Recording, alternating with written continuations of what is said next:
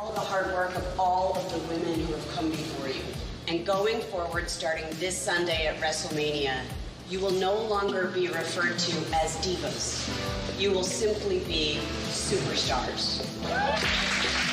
It's so cool that WWE is calling us superstars because it really shows us that WWE is changing with the times. There is no reason why there should be any difference between the caliber of performance of our male and female performers. You have made this happen. It is your hard work, your sacrifice, your dedication, your passion. You made this happen. So thank each and every one of you and all of the women and the divas who have come before you. So congratulations. Congratulations.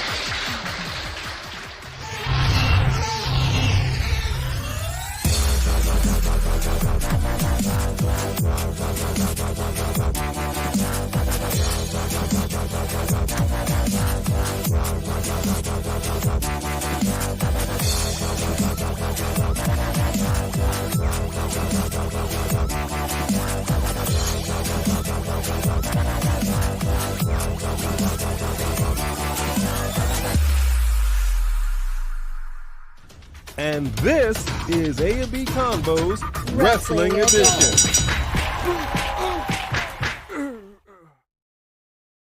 What is going on, ladies and gentlemen, boys and girls, children of all ages? Thank you so much for your patience as we got some last-minute details together. But welcome to A&B Convo's Wrestling Edition. But you already knew that, and it is good to be back for Saturday nights live events. What is going on, people? Who is up in the house? Who's in the house? Who do we have in here, folks? First and foremost, and this is going to be a really, really good topic today, the main topic. I'm excited to talk about it because it's a hot button issue with me. All right? Yes, maybe even more so than it is with her. It is hotter with me. First in line, what up, Quantava Moore? Hey, Quantava. What's going on? Good to see you. And yeah, what are we doing for Valentine's Day? Oh, you know, girl, you know what's going on. I can't divulge all the secrets. All right. A little date. But you know, I'm happy to announce there might be another button. No, I'm just kidding. No, that's not. no, I'm just kidding. No, there's not. No announcement like that. Yeah, we're going on a little date and trying a new restaurant, and it's gonna be fun. It's gonna be fun. Gonna get blitzed. Just hell yeah! Cracking open some Steve Weisers. He doesn't even drink. It's gonna be great. What's going on, Jaden Winchester? Hey, Jaden. First, I want to make sure. Do we look okay? Do we sound okay? I don't know if I love the way it looks. It's a little fuzzy. It's a little fuzzy. I hope. I'm sure it will clear up. I hope we're okay. Yeah. I hope we're okay. I hope we're coming through good. If we are fuzzy, I do apologize. Who do we have in here? Isaiah Smalls. What's going on, Isaiah? Good to see you. And make sure you can see the people here. Three Diglets. What's going on, Three Diglets? What up, Three Diglets in the house? Okay. You have been thinking about this topic as well. Look, we're going to get into it. This is going to be the main topic today. We'll talk about a few other things. Like I always say, we're not going to take up too much of your time. All right. I said it all the time. I know. What up, Kyle Fisher? Good to see Kyle. you. And Jedi Knight 88. Now, Mr. Birthday in the house. We have a birthday boy in the house, Jedi Knight 88. This is one of the OGs right here, true and blue to our channel. We thank you. And on this day, we acknowledge you. And then blow the candle out. Wow. Oh, that's actually pretty cool. What's the birthday song for him? This is your birthday song. It isn't very long. Hey! Happy birthday, Jedi Knight 88. Please show him some love in the chat if you would, please. Because he always shows us love. Thank you very much. Good to see you in here, Jedi Knight. Nation of Domination. What's going down? Rated R, Superstar DJ. What up, DJ? What's up? What up, Zay? Good to see you. In the house. Who else we got in here? Let me see. I don't see Sophie Dopey. Oh, there you go. Sophie Dopey. Sophie Dopey in the house. Come on, the first super chat of the night. Super chat of the night. OG member right here. Thank you very, very much. It looks like after Mania, we won't have a WWE pay-per-view until Money in the Bank in July. Your thoughts? I mean, if that is indeed the case and they don't announce another one, to be honest with you, they were way overdoing pay-per-views. I mean, there was a point where they were doing them back to back every month, and then they're not special anymore. So, I mean, 3 months isn't like the end of the world, and it makes me feel a little bit like more like it was back in the day when they didn't just make them up left and right. You know, I kind of agree with you, but then I also kind of disagree with you, homeboy. I mean, I see your point. I see Sophie Dofi's point. The thing with me, it's just about making that pay-per-view special, making it fire. The thing about pay-per-views that I used to like back in the day, like Hacksaw Jim Duggan would say, back in the golden era of wrestling, is you really wouldn't have these dudes like really getting into it with each other until they got onto the pay-per-view. Like you saw stuff on the pay-per-view that you would never see on the regular show. And that is kind of what made that pay-per-view special. Mm-hmm. So I really miss that certain je ne sais quoi, if you will, of a pay-per-view. I don't want to see a 4-hour Raw. I don't want to see a 3-hour SmackDown. I want to see something that I'm not going to see in either show. Right. I want to see them step it up in the ring. I want to see some performances. I just want to see a spectacle. Every pay-per-view should be a spectacle. And like with Extreme Rules, by definition, I want to see tables, ladders, chairs, thumbtacks, blood, kendo sticks. Oh, my. Brass knucks. It's extreme. I'm not here to see of Raw. 4 hours. So that's just me. That's how I feel about it. So if you're not going to come with it, then just don't do it. Then just don't do it. That's how I feel about it. But share your thoughts as well. And thank you for that super chat. We have special news. Do we? No, we don't. I was just kidding. I think that was what I said earlier. I think. Let's see. We will get into this. Jaden Winchester, how are you? You're back. The goat is back, yeah. What up, Safe Emerald Arnold? Good to see you. Hey, welcome. Oh, what? Safe gifted you a sub. Oh. Wow. Sophie gifted a sub. That's so awesome. This is actually, I think this is our first, as far as I know, because I actually was in a different live, I think last week.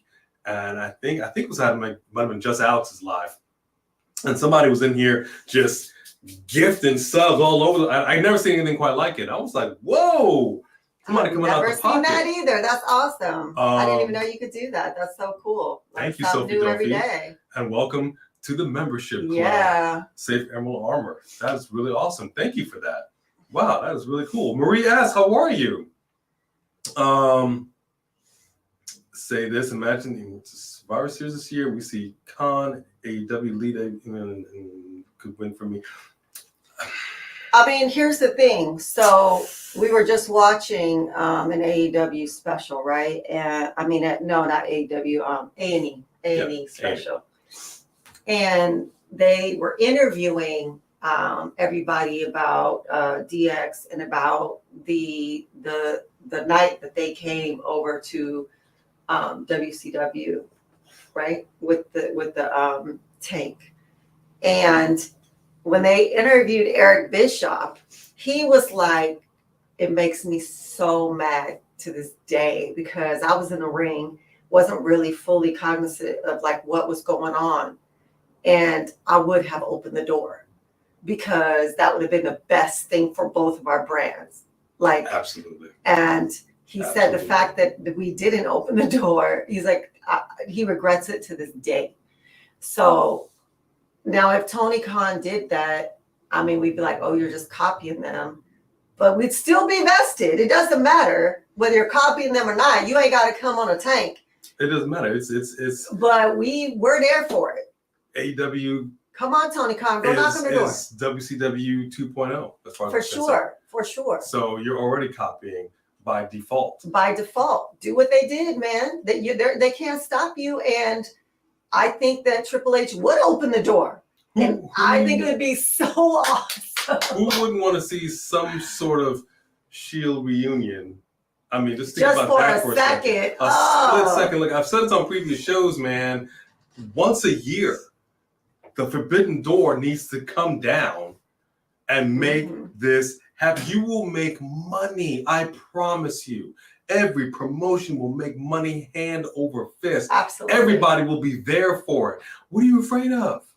Cons? The two cons? The two cons. What are you afraid of? Make it happen. Make it happen, man. What's going down, Michael Tolbert? Good to see you. Michael and Fareed. I believe that was Fareed. What up, D? How are you, D? Neptune Hey. X. Marie Just S. Alyx. Right here, folks. And I want to go ahead and give a special thank you to Just Alyx, because if you haven't caught his channel yet, Alyx's World, a safe space for wrestling fans like you and like us, he had an interview with Alundra Blayze, aka Madusa, and she is a GOAT. She is a legend. She's a Hall of Famer, and most probably infamous for showing up on WCW's television and dropping the women's championship belt in the trash. It was an atrocious belt. Yeah, the belt was it wasn't very attractive, and that's kind of what's going to lead into also, because we're dealing with predominantly women's professional wrestling. But Marie S., I agree with you. And that I kind of felt the same when we saw the original AEW Women's Championship belt. Oh gosh, when we saw Thunder Rosa's AEW's men's belt, huge and beautiful, and the woman's belt looked like a toy. I'm so glad that they replaced it. It looked like a toy. It looked like ridiculous. It was made out of paper, especially Thunder Rosa's. It looked like it was made out of paper mache. It did. Like if you don't get it wet. It was so dumb. So I'm a huge proponent for the women's division, and I have some thoughts that I want to share, but we want to get to that. And this is to say a couple more shouts. Let's just get into this, man. Let's get into it. Like Isaiah says, smash that like button, y'all. What up to me? Jody Bennett. Woo! What's going on, Jody? Thank you. And to Jedi Knight for always giving us your rates on the shows. We really appreciate that. Thank you. Do. Wesley Franklin, good to see you, my friend. How are you? Nico Thompson. Hey, Nico. And you're feeling a little bit. Oh, good. Okay. Yes, we are. No, we are feeling better. We are feeling better, and we very much appreciate your prayers. It was touch and go. It stinks to be under the weather, but we're so glad that we're back. Yeah, it is, because we still wear a mask, because honestly, being sick sucks. I don't really know what to say. Yeah. Samantha Poole, what's going on, Samantha? Good to see you. We're for this company called AWE. We are the AEW Tag Team Champions. Maybe if they had a partner, would you pick to help beat me and my son for the titles? Yeah. Hang on. Yeah. Okay. You don't want any of this right here. Yeah. Absolutely. Hey, Samantha Poole. How are you, Alexander? Good to see you. How are you? I think I saw a Savon, welcome. I think I saw a super Three chat. Kings in the house. Well, Three Kings. Crystal Montgomery. How are you? Hey, Crystal. Wow. We got some people in here, man. And Three Diglets right here. John Elite 4 live. The former reigning and defending Super Chat champion, but we regardless appreciate you and we thank you. Former Three Diglets. Oh wait, did he? Oh no, he is current. He regained it. You regained it. My bad. You regained it. Current reigning defending. Three Diglets. WWE should just keep WrestleMania, Royal Rumble, SummerSlam, and Survivor Series War Games, which was great. Okay, I'm not mad at that. Not mad at that. And incorporate Hell in the Cell matches, Money in the Bank matches, and TLC matches in those pay-per-views. Interesting. That is interesting, because if you think about it, there really is only 2 Money in the Bank briefcases. And so the whole thing is supposed to be about those matches. And you could incorporate your Money in the Bank into one of those other ones. I mean, I don't see why you couldn't. Interesting. Yeah, actually, I'm not mad at that. Yeah. Yeah, I'm not mad at that at all. And that might also be a way, like I was saying earlier, to make those pay-per-views that much more of a spectacle. Because if you're trying to figure out how to make everything special, nothing ends up being special. Right. That is my concern with WrestleMania this year. You did 2 nights out of necessity because of COVID. Totally understand that. Not quite sure if we still need the 2 nights, especially if they're just going to be boring. I got to be honest with you. For sure. I got to be honest with you.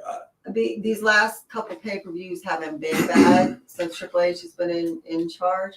Although this last one wasn't as awesome, but I mean, it was good. But you know what I mean? Like, I think that, like, I really do think that they just started having them so often back to back that I just was over it. Like, I really felt like they weren't special anymore. That could be. So I could really see that. You would have to do the Money in the Bank at like SummerSlam though, because I can't imagine having a Money in the Bank match, 2 matches the same night as Elimination match at Elimination Chamber.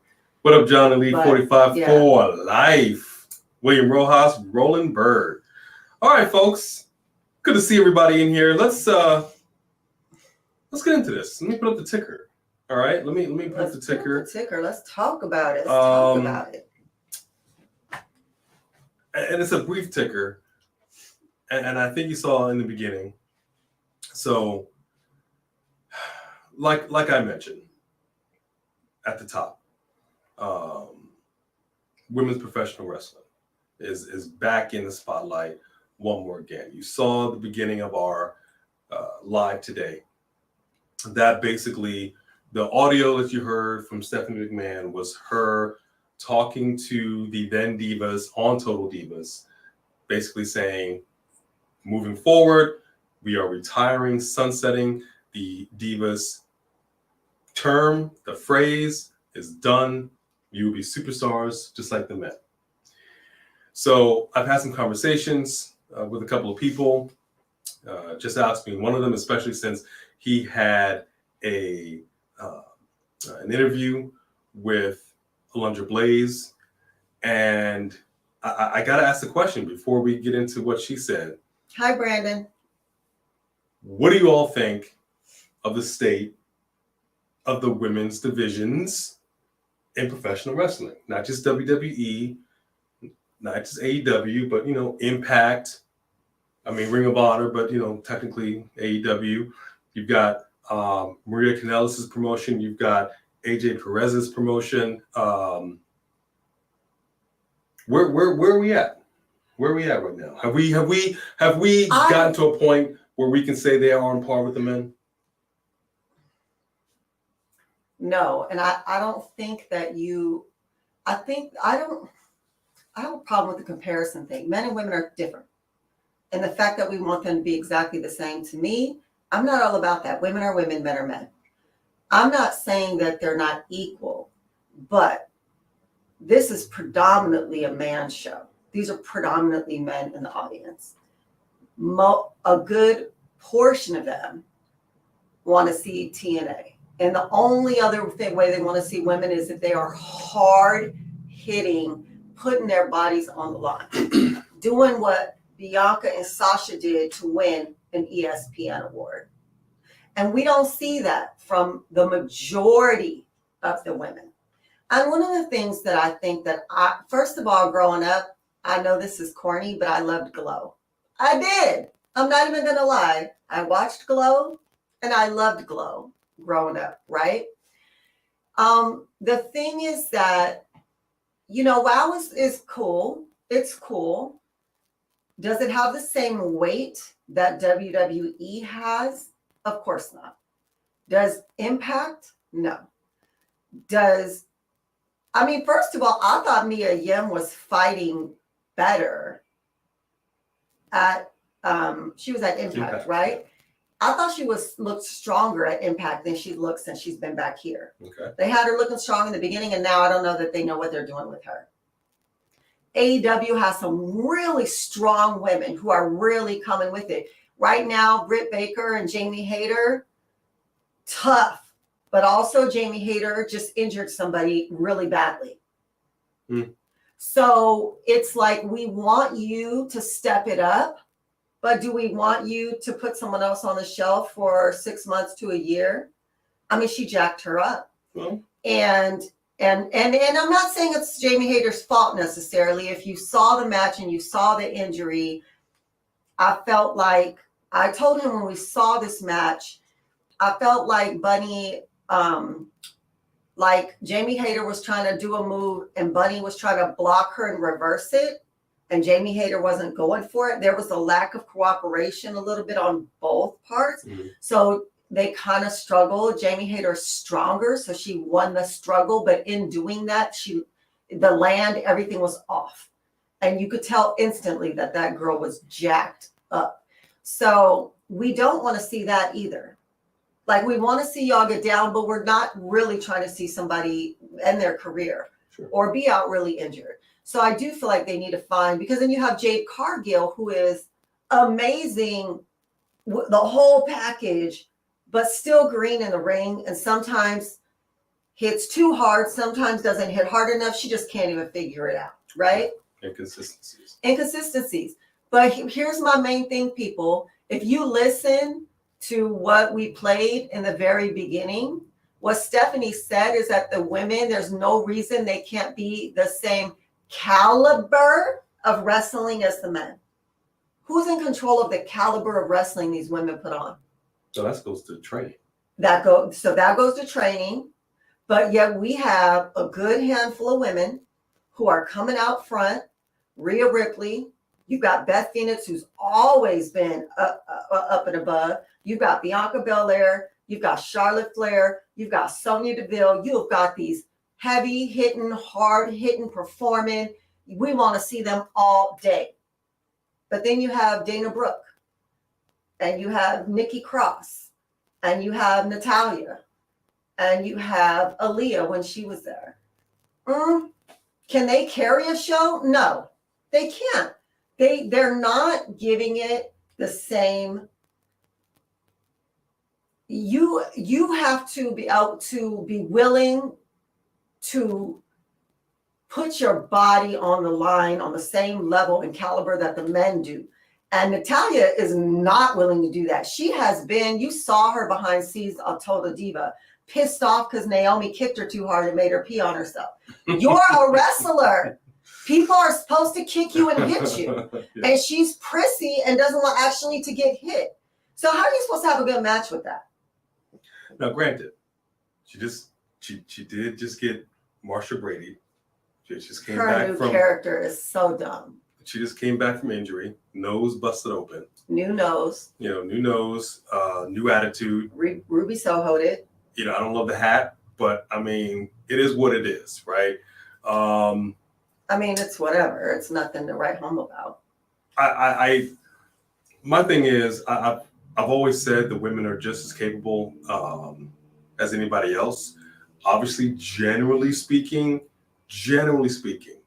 professional wrestling has seen a lot of big dudes. Women in pro wrestling haven't really been that big, gigantic. You have the Chynas, you have the Beth Phoenixes, you have the Awesome Kongs. But size-wise, you have Nyla Rose, and Jade Cargill. But you don't typically see women that big and that powerful like that. You know what else they said today was that the reason Chyna left was because she wanted to get paid on the same level of like Stone Cold Steve Austin, and they weren't even about to pay a woman that. Chyna was your eighth wonder of the world. She was so pivotal in DX. She was so pivotal in bringing Triple H up. She was to be the only woman to be the Intercontinental Champion, and you couldn't pay her.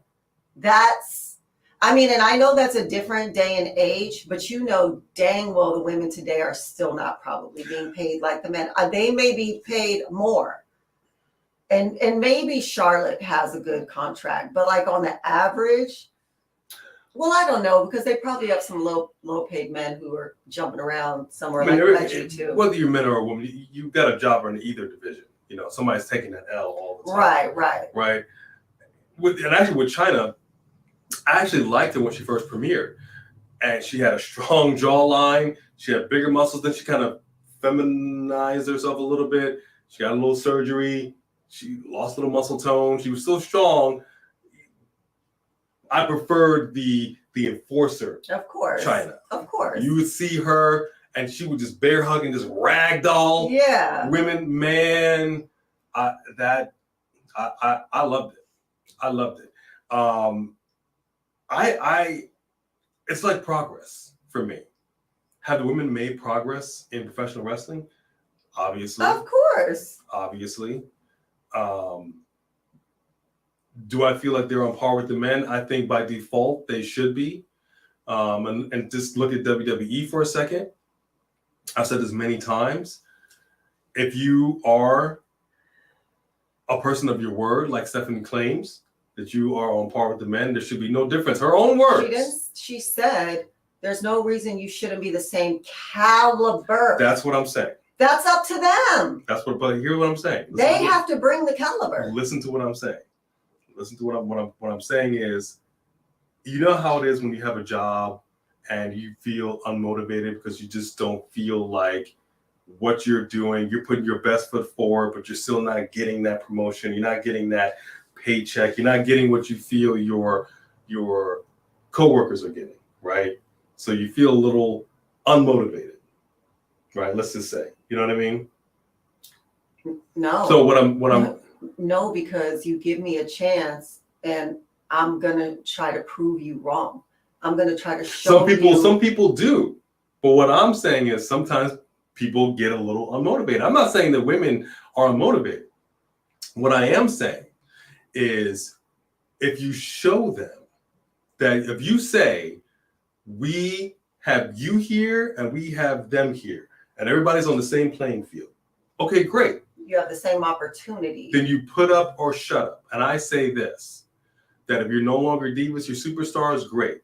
We have the men's WWE championship, the women's WWE championship look the same, right? Mm-hmm.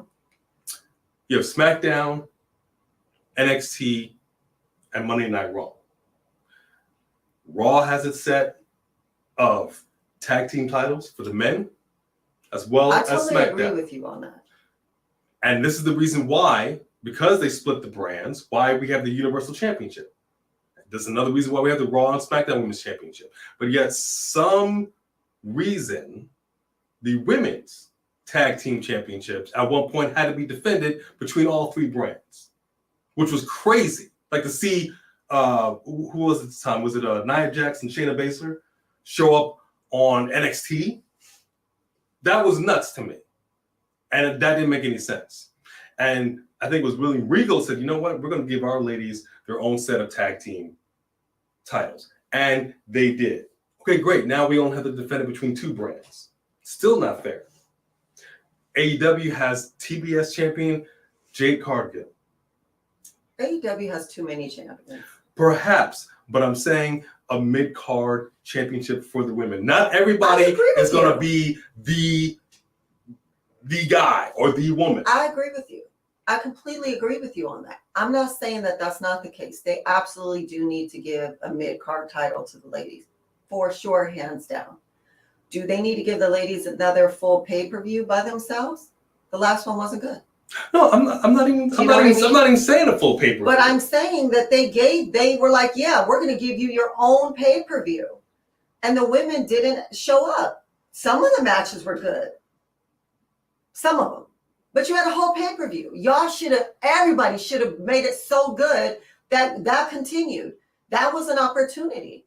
And it was squandered. Well. So I'm just saying that I feel like there are some really, really strong, amazing talents in there. And then there are people who just, when we're watching it, we're like, So, and that's what what is that? For me, I feel like it starts at the top. If you're telling me that we're going to be treated the same, then why do we not have the same amount of titles as the men? Why do we then have to go over here and defend this set of titles between 2 brands, 3 brands, when the men don't? If they can have enough women that their matches are so good that people don't just go, oh, bathroom break, then maybe they will look at it differently. I absolutely agree about the mid-card title. I totally agree with you about that. But we are not going to pretend like all these women matches are good. That crap with Natalya and Natalya and Shayna and Ronda Rousey was stupid. It was stupid. It was a bathroom break. You know what I mean? Oh, yeah. So Shayna is an MMA fighter, yet people are scared to hit her, and she is scared to hit people because she either hurts them or she does what Ruby Soho does, and she's like she doesn't. Yeah, Ruby Soho is a little inconsistent. Yet we have women out there who really, Britt Baker and Saraya and Hayter, and now Toni Storm has stepped it up. She was not like this in WWE. And when she first got to AEW, she was still whack.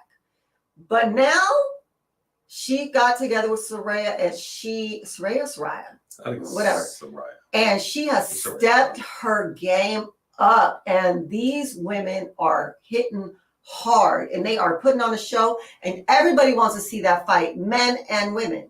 But when you're out there and you're just, eye candy, and you're not really backing it up, it's like an insult to me to professional wrestling, because we're past just TNA.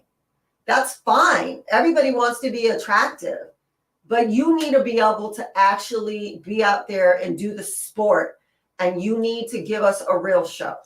Well, I wanna talk about that. I want to get to that. I want to get to a couple of super chats right here. Okay. The 3 Kings super chat right here. Thank you very much, 3 Kings. I know we have a lot of people in the chat, so we're going to get down there.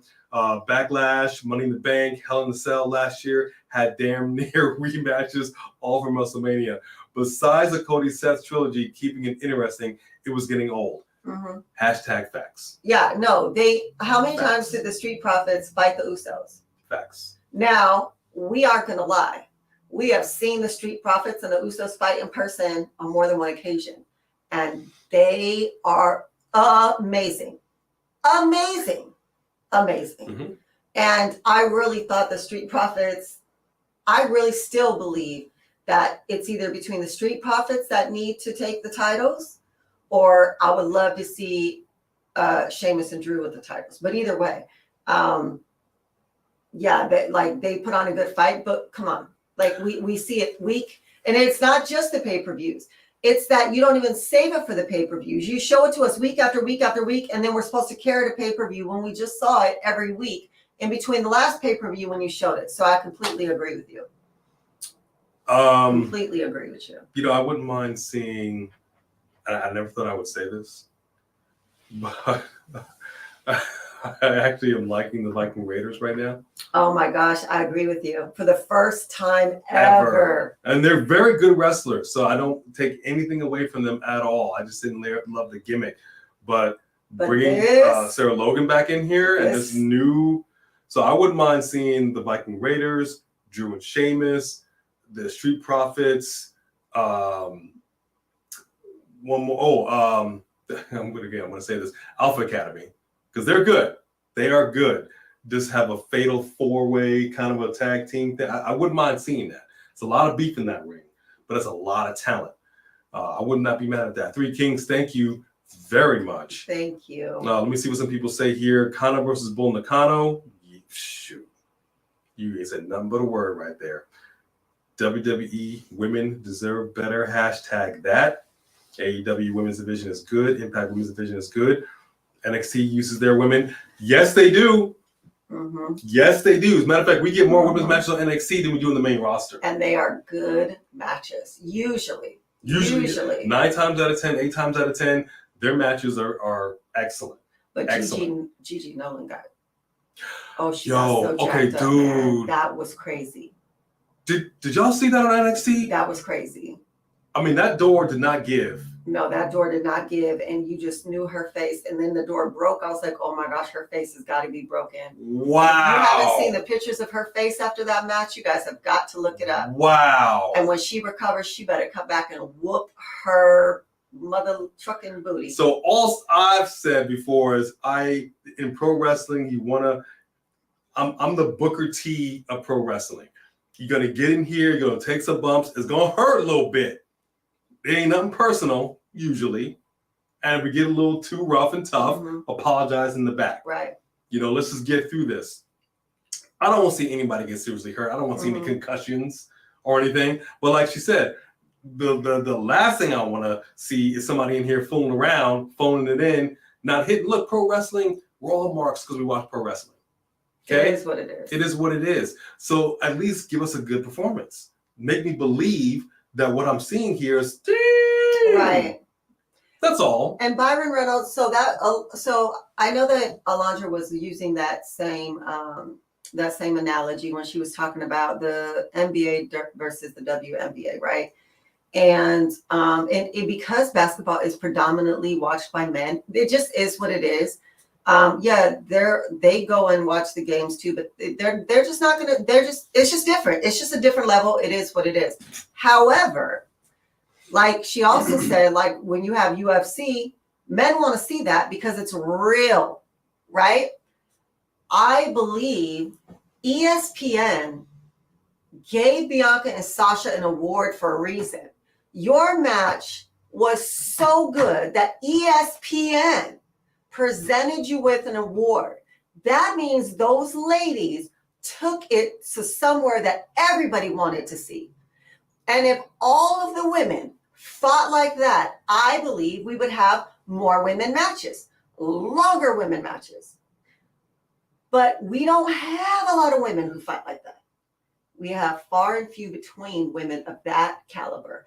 And every woman out there is choosing what caliber she wants to be. They give Natalya chance after chance, push after push. Her bloodline is there and she doesn't have it. She's not going to put her body on the line. She's not going to like once in a while, Natalya will have a good match and we'll be like, oh, good for her. But I have never seen her fight to the caliber of Charlotte, of Sasha, of Bianca, of Rhea Ripley. Rhea Ripley dislocated her knee during the Royal Rumble match. Popped it back in.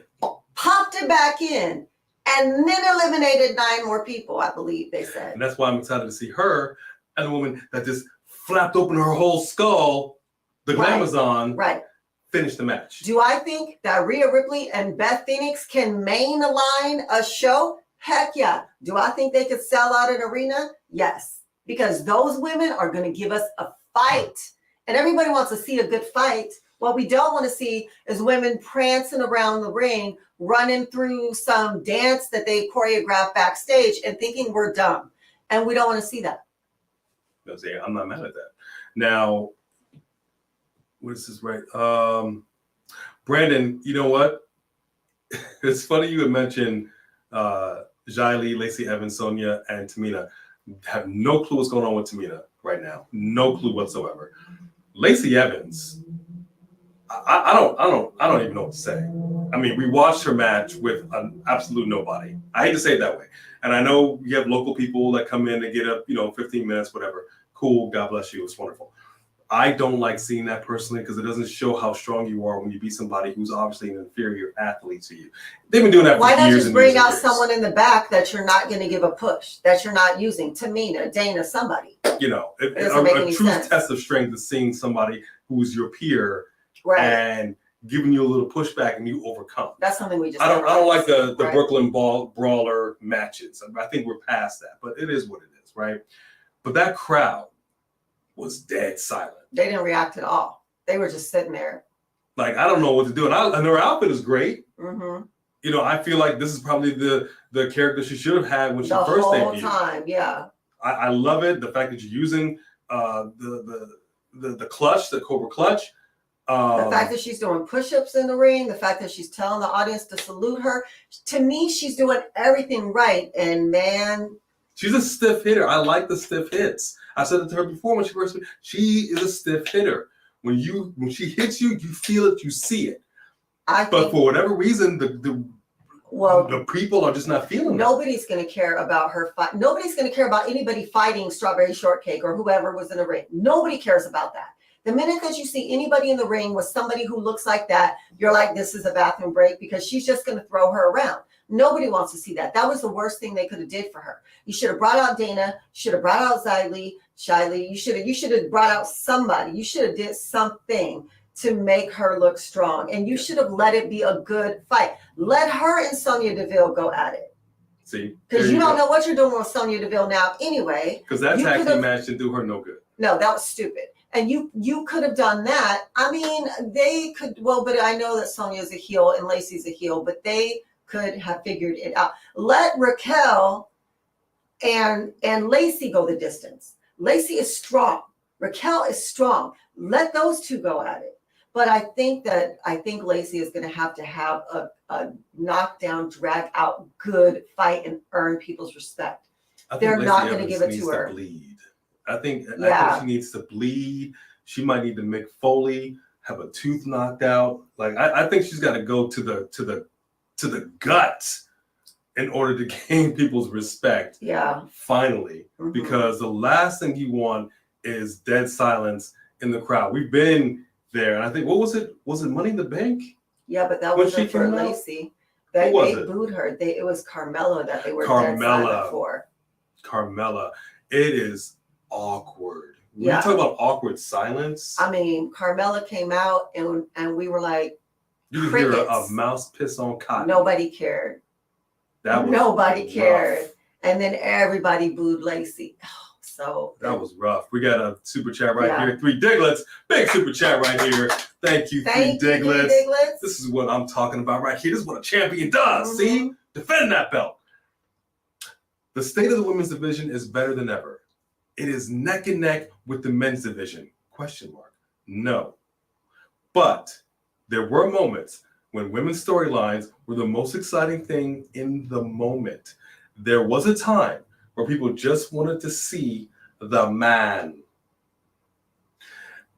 And I'm going to be honest with you. There was a time with the man. I was never a great fan of her in-ring techniques. No, when we used to see her live, she just wouldn't connect a lot. She's tough. She got her nose broken, kept fighting, and we had much respect for that, but she has stepped it up. A tremendous amount. Her promo skills are bar none. I mean, she's up there with the elite. And her and Charlotte, that match they did was fire. I'm sure it helped that they have real life animosity, but it was fire. I just think it comes down to, like I was trying to say earlier, if you're going to pour into this division and show these women that you care and that you really are, I think it's a two-way street. It's got to start from the top. Here's what we're going to say. This is what we're going to do for you guys. We're going to change your titles. We're going to give you some titles. We're going to give you opportunities. But here's what we need from you. We need you guys to show up in the ring. I don't want to see any pussyfooting around in here. But it also goes back to the training. That goes back to the performance center. That goes back to the I gotta disagree, homeboy. Because Bayley came out with Dakota and Io. We have seen Dakota and Io in NXT. And we have seen what they do. Why they watered it down, we're not sure. What is it really? Because it always happens on the main roster. It always happens on the main roster, but we don't know why that is. But they also didn't have great chemistry. No. And they still don't, to be honest with you. So I think Io is better as a lone shark, or maybe it's just her and Dakota. It's okay. It's better than it was in the beginning. But I think because we knew the potential of the three of them, then we were like, so for me, WWE thought that they were doing something huge for the women's division by bringing all these women back who were let go, people that we loved, thinking, okay, we're bringing Candice LeRae, we're bringing back Emma. We're bringing back Dakota. Io, we're doing all this. I think Triple H and Stephanie thought, look what we're doing. And the fact that they didn't really utilize those opportunities, I think is on them. See, and I don't know about that. I think, again, this is what I'm trying to say. It's a two-way street, because there's no way you're going to tell me that you are fire on NXT, then all of a sudden you get switched up to the main roster and you forget how to wrestle. You were specifically told from the top, tone it down. Why? I don't know. And that is the problem. I'm saying it's a two-way street where it's saying, look, this is what we're going to do for you. And we're going to say, we want to see NXT Shayna. We want to see NXT Asuka. We apologize that we held you back all this time. Go to work. If that was the case, then we wouldn't see an NXT Rhea Ripley, and we do. And Beth Phoenix would hold back, but she doesn't. That's what I'm saying. What is this? Bianca Belair has not been watered down. There's a few matches where you could tell she's watering it down for the opponents that can't handle her. And that comes from the top. How? How do you know that? Why would you tone it down? Then why is Rhea Ripley not toning it down? I'm telling you, it comes from the top. You're assuming. You don't know that. I'm telling you. Then it would be across the board. And it's not just Sasha never watered it down. Sasha never watered it down. Why would you, Asuka, NXT Asuka? It's just like with, say with the men, with Keith Lee. Keith Lee, when he left NXT, was a double champion. And then he gets on the main roster. You didn't forget your skills. You didn't forget what to do. But they specifically told you, McMahon told you, look, I'm not a fan of big men doing X, Y, and Z. You were NXT Triple H's boy here in the big leagues. This is how I want you to wrestle. This is how I want you to wrestle. Vince ruined them all. Absolutely. That's what I'm saying. We're talking about now. No, I'm saying it still comes from the top. Vince isn't calling the shots. No. In the creative world. We don't know. I don't, probably not. But I'm saying, why would NXT Asuka just all of a sudden stop? Then why is she back? Now, years later. Asuka's been great. But she's back now. So can we acknowledge that? Of course I can acknowledge that, but I'm saying, why would she stop? Why would anybody who wrestled this way in NXT all of a sudden decide to change? They did but no. Just by their own No. volition. Asuka didn't get out here and get watered down. Asuka came up and she was undefeated for how long? She was undefeated for a long time before Charlotte beat her. Then it changed. You think she changed because she decided to change? I think she changed because they're only pushing so many people at one time because there's only so many belts. I mean, yeah, there's got to be some give and take, but it can't be just hot and cold. I do not believe that it's just them. That whole run her and Alexa had was whack. Well, yeah. For sure. And what are they doing with Alexa? Where is Alexa? What's going on? Idea. No idea what's going on. 2 weeks she's been gone. I would say the women's division has digressed. Yeah. See, hang on now. Nation Domination does not feel that China should have been paid like Stone Cold. But Stone Cold at the time wasn't even on her caliber. China was the 8th wonder of the world, getting champions and doing this, and Stone Cold.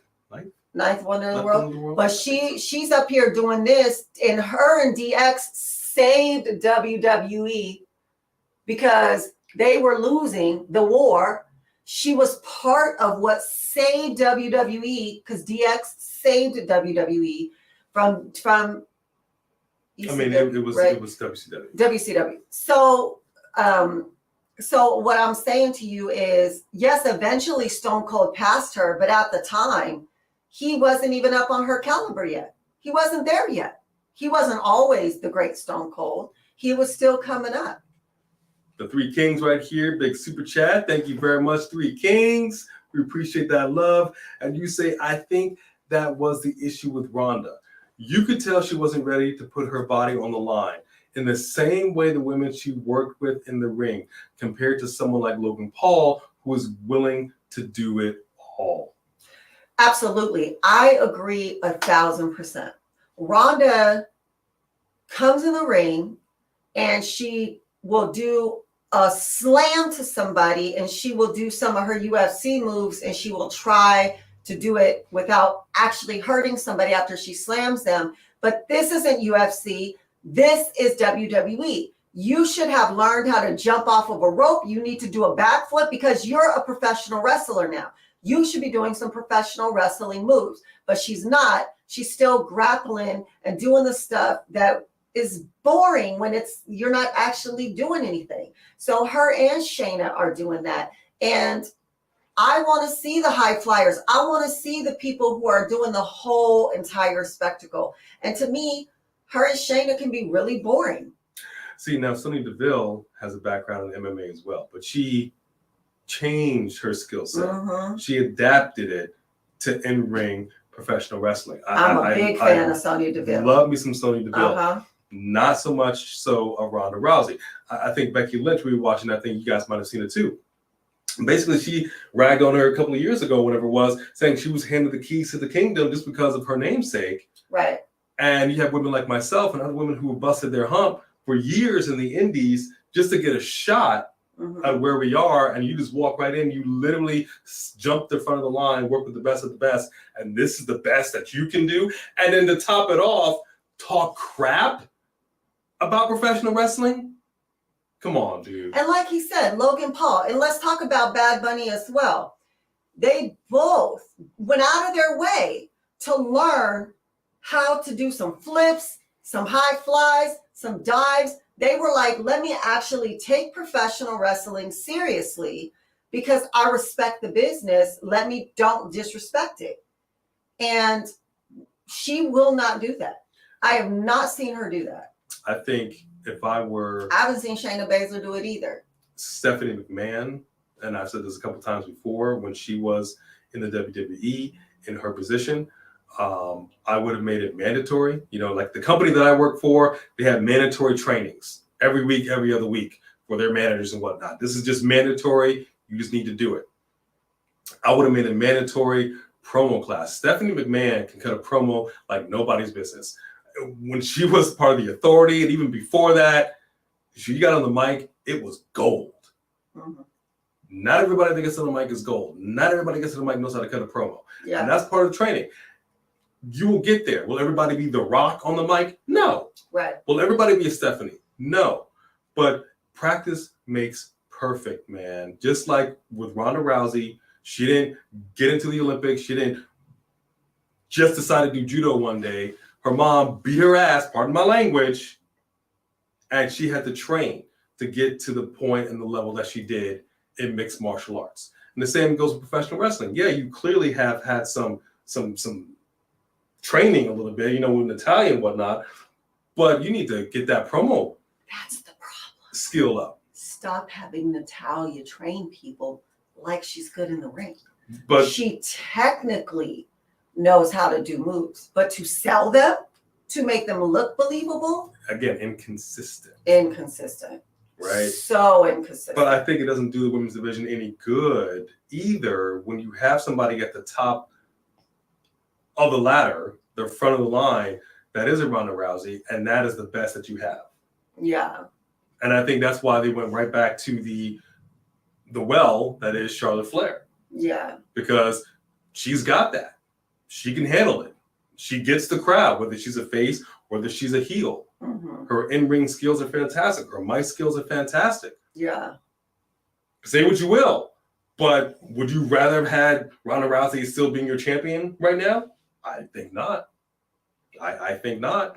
But actually, I'm wondering what is going to ultimately happen. And I don't want to get off topic because I do want to get to what Alundra Blayze said. But we talked about this. I thought we did get to what Alundra. Well, she said a couple more things. But Rhea Ripley choosing Charlotte Flair. That was shocking.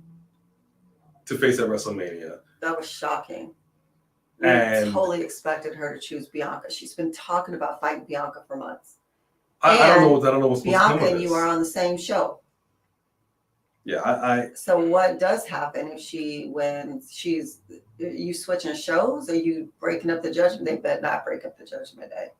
WWE Women's Intercontinental Championship. That's all I'm saying. Yeah. That's all I'm saying. Yeah, the men's division has had titles after titles after titles. Yeah. And the women ended up fighting for the 24/7 championship, like Sophie Doki said, at the end. And I don't know why they threw that in the trash. I mean, yes, it had become kind of a joke, but like you said, it looked fine on Dana Brooke. I don't see. It looked fine. I mean. But the belt itself was. It was trash. That's where it belonged from the beginning. It became a joke. Mm-hmm. And I actually like the fact that Dana Brooke kind of legitimized it as a regular belt. And I think she honestly looked at it like I'm a mid-card champion, because let's be honest, from now to whenever Dana Brooke retires, can we honestly say that Dana Brooke is going to be the women's SmackDown or Raw Women's Champion? I think not. Nothing against her. Yeah. But Jody said WWE women's locker room needs an upgrade. I agree. I mean, they did bring back some women, but it's back Stephanie. But it's hard. We don't just need any old women. We need, like, there are more Jade Cargill caliber women out there. There has to be. Well, I firmly believe there is. I'm a big fan of Jazz. We're trying to get her on the show to do an interview for a minute. Jazz, man, she put some Tapatio. Yeah, man. She can still go to this day, even though she's basically retired. But I mean, get her in the Performance Center training these women. Look, if you're going to hit somebody, hit them. Yeah. We just watched Ruby Soho and was it Marina? Not awful, and Ruby did better. But more often than not, when we see Ruby mixing it up with the ladies, she ain't doing nothing. She wasn't great in WWE, and she's not great in AEW. I'm sorry, she's not. Ruby Soho is just not great. So I don't. This whole thing is not about ragging on the women. So no, it's not. First of all, like, and I'm telling you, when Britt Baker and Thunder Rosa did that unsanctioned match, oh my gosh, talk about taking women's wrestling somewhere else. That was insane. And Britt Baker brings it in the ring every single time. And Jamie Hayter is strong, and she is good, and she is skilled. And I mean, I'm so glad they didn't break them up yet. I'm so glad. I really did not expect Saraya to choose Toni Storm, and I didn't expect Toni Storm to step up, but she has really stepped up her game. And I need the women, they have given Dana Brooke and they have given Tamina. The last couple times they gave Tamina a match, we were like, oh, maybe this is going to be the time Tamina's got a chance. Tamina was winded and couldn't go the distance. And I was very disappointed. And I'm not gonna hold that back because she's part of the bloodline. Because you are part of the bloodline, you should have been training so hard that when you got your opportunity, that everybody would be chanting and shouting and clamoring for you to join the bloodline because you're so strong and so dominant. Which, by the way, where is Nia Jax? So did she just come back for that one match? I thought she had a contract. I thought she did too.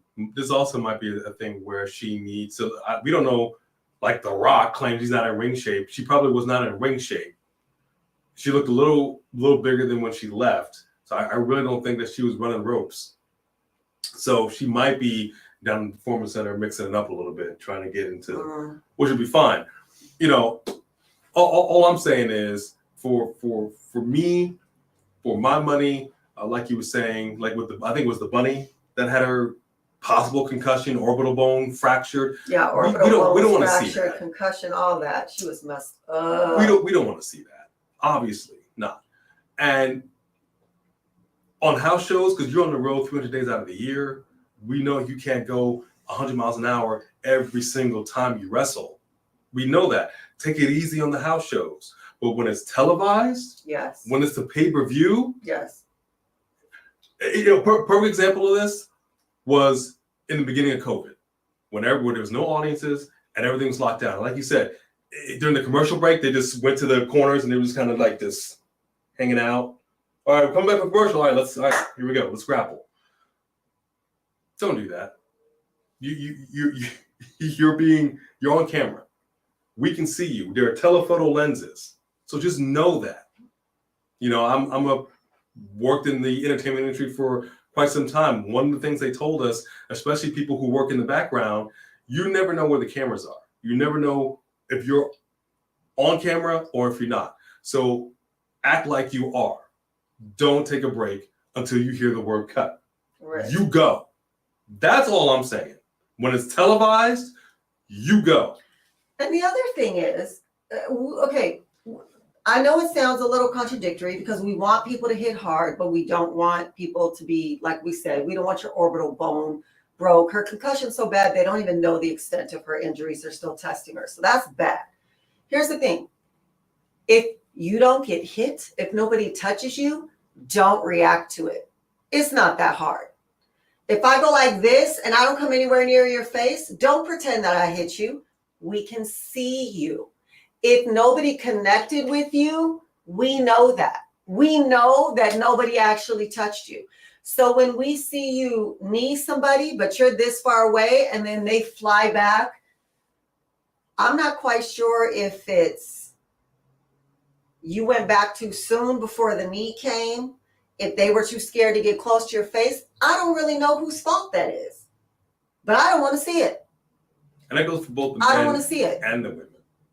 All right. Don't the men and react unless you feel somebody touch you. It's not that hard. But this goes I'm not saying it's not hard training. because I probably couldn't do it. But come on. This goes back to training. The way that you are trained is this way. And we see with Natalya all the time. She goes back to her default training. And the training, the muscle memory has to change in order for this to work. We used to, before COVID, we would go to see movies that weren't exactly finished, and then we would give our opinion, things would change. It was loads of fun. We enjoyed it. Not finished.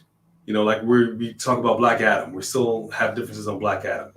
Do you want to see Black Adam riding around on the crane in front of the blue screen? Or do you want to see him flying? Right. It takes you out of the reality of what we're watching. Clearly, we know The Rock isn't flying around saving people. I don't care about that. I want to accept the reality of what it is that I'm watching. Right. We're coming into this movie so we could take this ride. I cannot do that. And it's the same thing with the show. If you're not going to go all in on your match.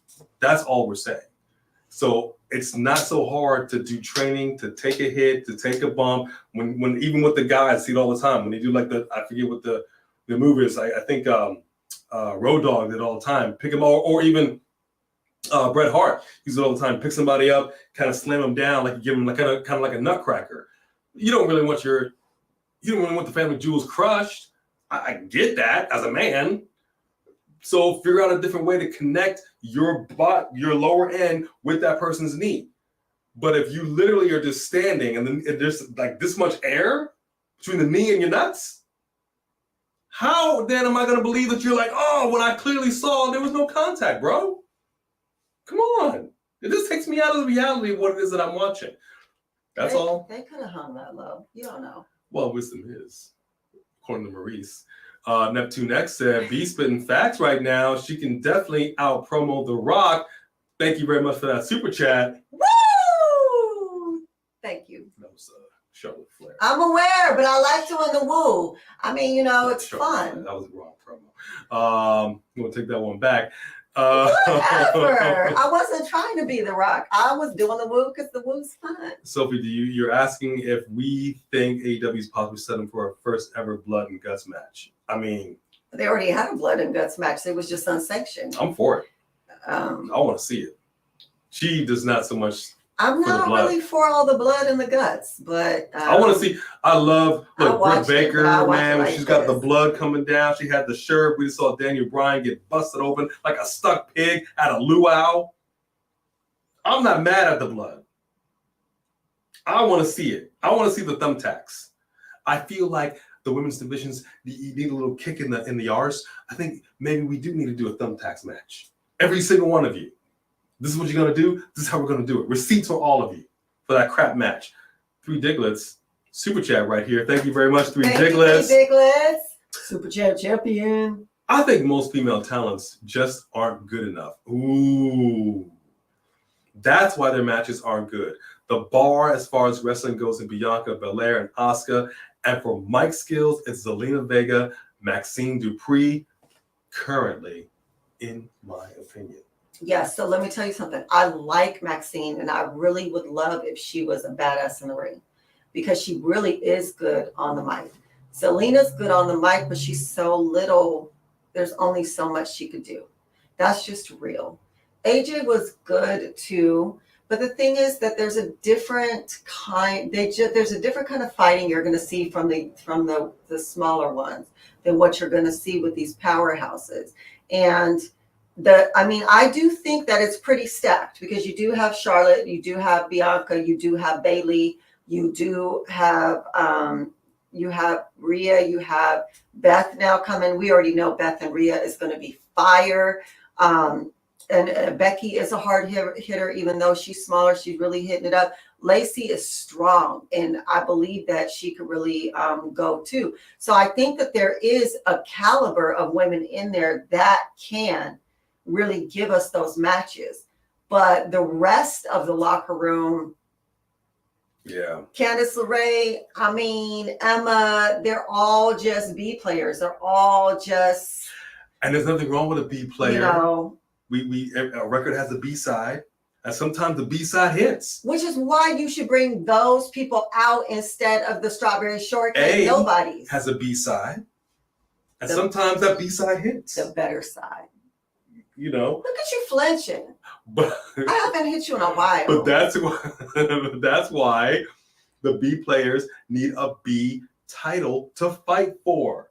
Yes, absolutely. I agree with that. Thank you. That's just like I think they should bring back the Cruiserweight Championship as well. I think Zelina Vega, to be honest with you, because of her size, should be trained deeply by the luchador himself, Rey Mysterio.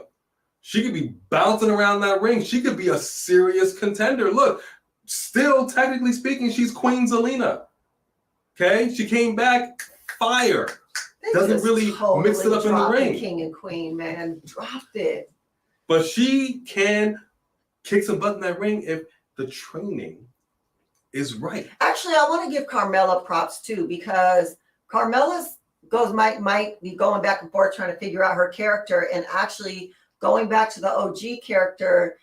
That's fine. I actually didn't mind Carmella's original character. Her best character is when she was with R-Truth with the 24/7 title. Yeah. That was the best to me that I'd ever really liked her. But I don't mind her going back. It's better than this crap that she was doing. But I want to give Carmella props too, because when they give her a chance to be in the ring, she does throw down. She'll hit hard. She's good. She practices. So I want to give her props too. She doesn't seem to win the crowd over. There was times where she did, but it just never really. We're glad to see this Carmella's back. Yeah, and I'm hoping that she's going to still be a real hard hitter too. We are going to reserve tomorrow our Elimination Chamber thoughts overall for our prediction show, which we haven't decided what day yet, but most likely might be Thursday. I don't know. We'll have to see. Yeah, we'll be doing our prediction show. So come back for that. Yes. Because it really, we were talking about that. I'm not going to get into it right now. JC Jane, I mean, look. Thank you, Roland. Receipts coming. It wasn't, it wasn't. I don't know what happened. I will talk to the special effects person. That door should have had a little more give than it did. Yeah, man, that was messed up. And you know what, Three Diglets? I wouldn't mind seeing Gigi Dolan and Jamie Hayter fight. Oh, I wouldn't mind seeing that. Wouldn't mind. I wouldn't mind seeing that. I'm not mad. I'm not mad at it. I'm not mad at it at all. I think there was. Yeah. See, this is poor Aaliyah. Yeah. What happened to Aaliyah? I thought that she got injured. Well, she was injured, but I mean, was it like that? I didn't think it was that serious. Well, how long has she really been gone? Too long. I like the heel Aaliyah. I like the Aaliyah that slapped the taste out of Robert Stone. That's the Aaliyah that I wanted to see. But that's another thing. What I'm saying, you had her and Raquel, who were tough women coming out of NXT, fire women, and then you get on the main roster. Let's just pour a little water on that fire. Yeah, Raquel is being wasted. Raquel is a beast, and she's being wasted. But honestly, I feel like Shotzi could pick it up. I feel like Shotzi was a lot tougher in NXT, especially when her and Ember Moon were a tag team. Speaking of Ember Moon, Athena was kicking butt, taking names left and right in AEW. Yeah, we might have missed something. Brutal. And then she was gone. Did she get injured and we missed I'm it? not sure what happened with Athena. I'm thinking we might have missed something if anybody knows. Give a shout out to the newest subscriber of our channel, Mick Thomason. Thank you Thank you very much. And real quick, we said this. We have, I think one SmackDown reaction is live. The other one will be going live after this. We finally crossed that 13,000 subscribers. Yes! Because of each and every one of you. And considering that we had to start our channel over again from ground zero. Like 2 years ago. And built it up to where it is, we wouldn't be here without you guys and everybody else that watches all around the world, the millions and millions. Although we're 13,000, it's so not really the millions, low, but that's okay. Regardless, thank you. Millions of minutes were watched. Welcome, Mick, to the family. Thank you. Welcome. A lot of love right there. A lot of love. Maybe I wasn't working. They needed to split. Baron Corbin ain't working. They don't know what to do with Baron Corbin. I mean, they at this point, after JBL did that, they may go back to poor. I mean, but he's not poor, but he may just be sad, or I don't know. You know, the smartest thing they could do right now, in my opinion, yes, WWE, you could have this if you'd like to. If you want to try to save Baron Corbin, Bray's not doing anything. Him and the thing with LA Knight, they might be doing a few house shows. LA Knight's ready to move on. I kind of think that it was what it was. And it's not like LA Knight is going to beat Bray, so you don't need to keep going with that. But Bray needs to just kind of come and random people. Baron Corbin is down. He was humiliated. He has nobody. Bray comes along. You know what you need. Baron's like, man, get away, like whatever. And then, you know, then they have their own little thing. It elevated LA Knight more than he was. I mean, he was stuck with that Max and Modem stuff. Look at him now, right? They can elevate Baron Corbin by letting him be Bray's next target. I'm not mad at that. They got to figure out something with him. Because they don't have nothing else they can do with him at this point. Not unskilled in the ring. Nope. He is talented. The best thing he ever did was when he was King of the Ring. Was best thing he ever did. Yeah. But now they just can't figure it out. And I don't want them to just let him go because they can't figure it out. I think that Bray could elevate him. Even with Legado del Fantasma, you know, it was weird at first that they dropped Elektra for Zelina. We're used to it now.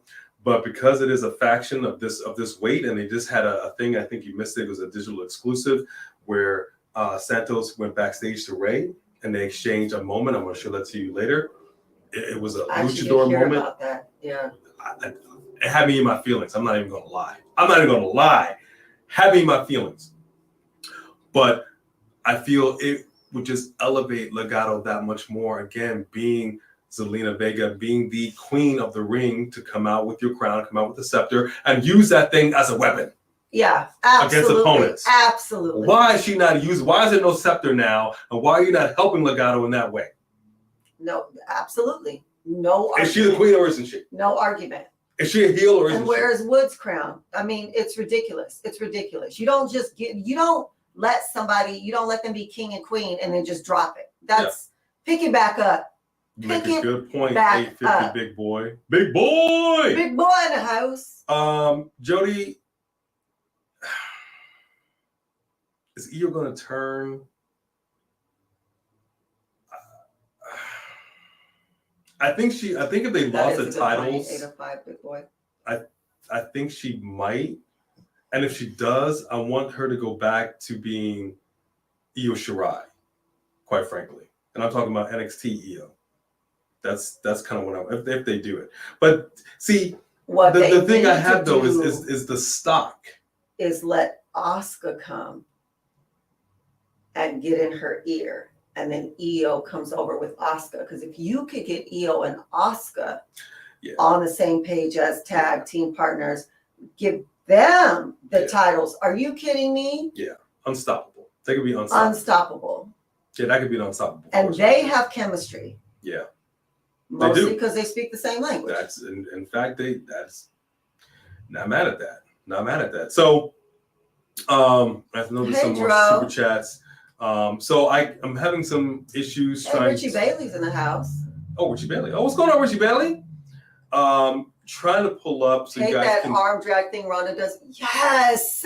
So you can see the video. So basically, what Alundra Blayze, I don't know if I can play the audio, you'll hear it. So one of the things Alundra said is specifically the women, they come out, they look pretty, they, hair done, makeup, everything big. Everything big, hair done, nail done, everything big. But she was talking about MMA women and saying that the basically she was saying overall speaking, they don't put the asses in the seats like the women do in MMA, because she used the word authentic and real. It's real, and she did also say that it is a problem. But I read some things in that statement that stood out to me. Like she said, even with herself, look, I'm not really wearing any makeup except for a little mascara. So are you saying then, in your opinion, the only way that we can take women's professional wrestling seriously is if they come out with no makeup on and are not prissy, are not having the sex appeal, and are getting down like that? I've listened to that a few different times. I'm not quite sure what to make of that statement. I disagree with that. I understand what she's saying as far as if MMA fighters are coming to the ring, they're not necessarily coming out there with eyelashes and lipstick on, because they're coming down there to for real throw down. So why would you do all that? You're about to bruise your face up. That's not what this is. So the fact that these women want to be pretty while they're fighting, there's nothing wrong with that. There's nothing wrong with that at all. I'll put on some fake eyelashes. I might do up a little more. I'll put my makeup on and get myself together before we're filming. Who doesn't want to look their best on camera? And that doesn't mean that I'm not tough. That doesn't mean that I won't throw down with you just because I have some eyelashes on. So I think that, once upon a time, there was this thing about like a tomboy-ish thing and being tougher because you're more like a boy and whatever. So you're not, and girls want to shy away from makeup and being so feminine and being so prissy. And I personally, I don't do the heels and a lot of the dresses. I can, but that's not really me. I prefer to be comfortable, but I do like to do the girly stuff, but that does not mean that I will not throw down. So I didn't really feel like that was a fair comparison, because we do have Charlotte and we do have Bianca and we do have Sasha and we do have Rhea, and all of them look bomb and are sexy and have on makeup, but all of those people have fought until their eyelashes fell off because they were willing to get down in the ring. So if you came out there with eyelashes on and by the time you were done fighting, your eyelashes off, props. All good. Doesn't make you less of a fighter than anybody else. So I don't agree. I think, like I said before, that we don't have a lot of women on that caliber. And if all the women were of that caliber, if you had if every fight was like a Jade Cargill versus a Rhea Ripley, everybody would want to see that. That's going to be good.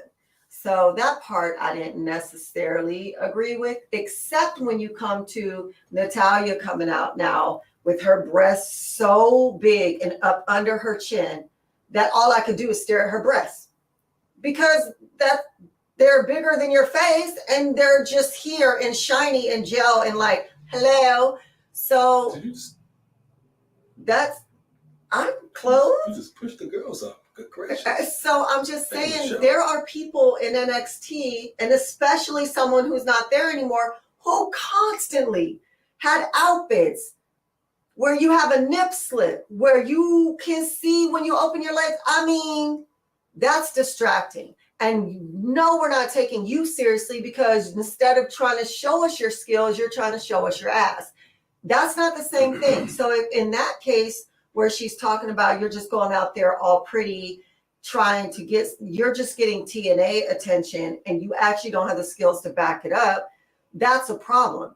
Sasha was very particular with saying that she doesn't mind being kind of sexy, but that she is not going to go out there and be a piece of ass because she wanted to be known for her talent. And the Bianca is the same way. Her outfits are tight. You know what I mean? She puts a lot of time and effort into looking good, but she doesn't have anything slipping out, popping out, splitting open. You know what I mean? So, I have no issue with anybody want to dress sexy, having some sex appeal. That's what you want to do. That's what you want to do. Men and women. Not everybody's going to be a Stone Cold. Not everybody's going to be, Charlotte Flair or whatever. You have people who are really good at X, Y, and Z and not so much on A, B, and C. It is what it is. So that's fine. I have no problem if you want to get into the ring. And like you said, I think it was Tiffany Stratton when she first started off in NXT. She was not wearing proper ring gear. She was not wearing proper ring gear. And it showed with things riding places that shouldn't be riding. My thing is this.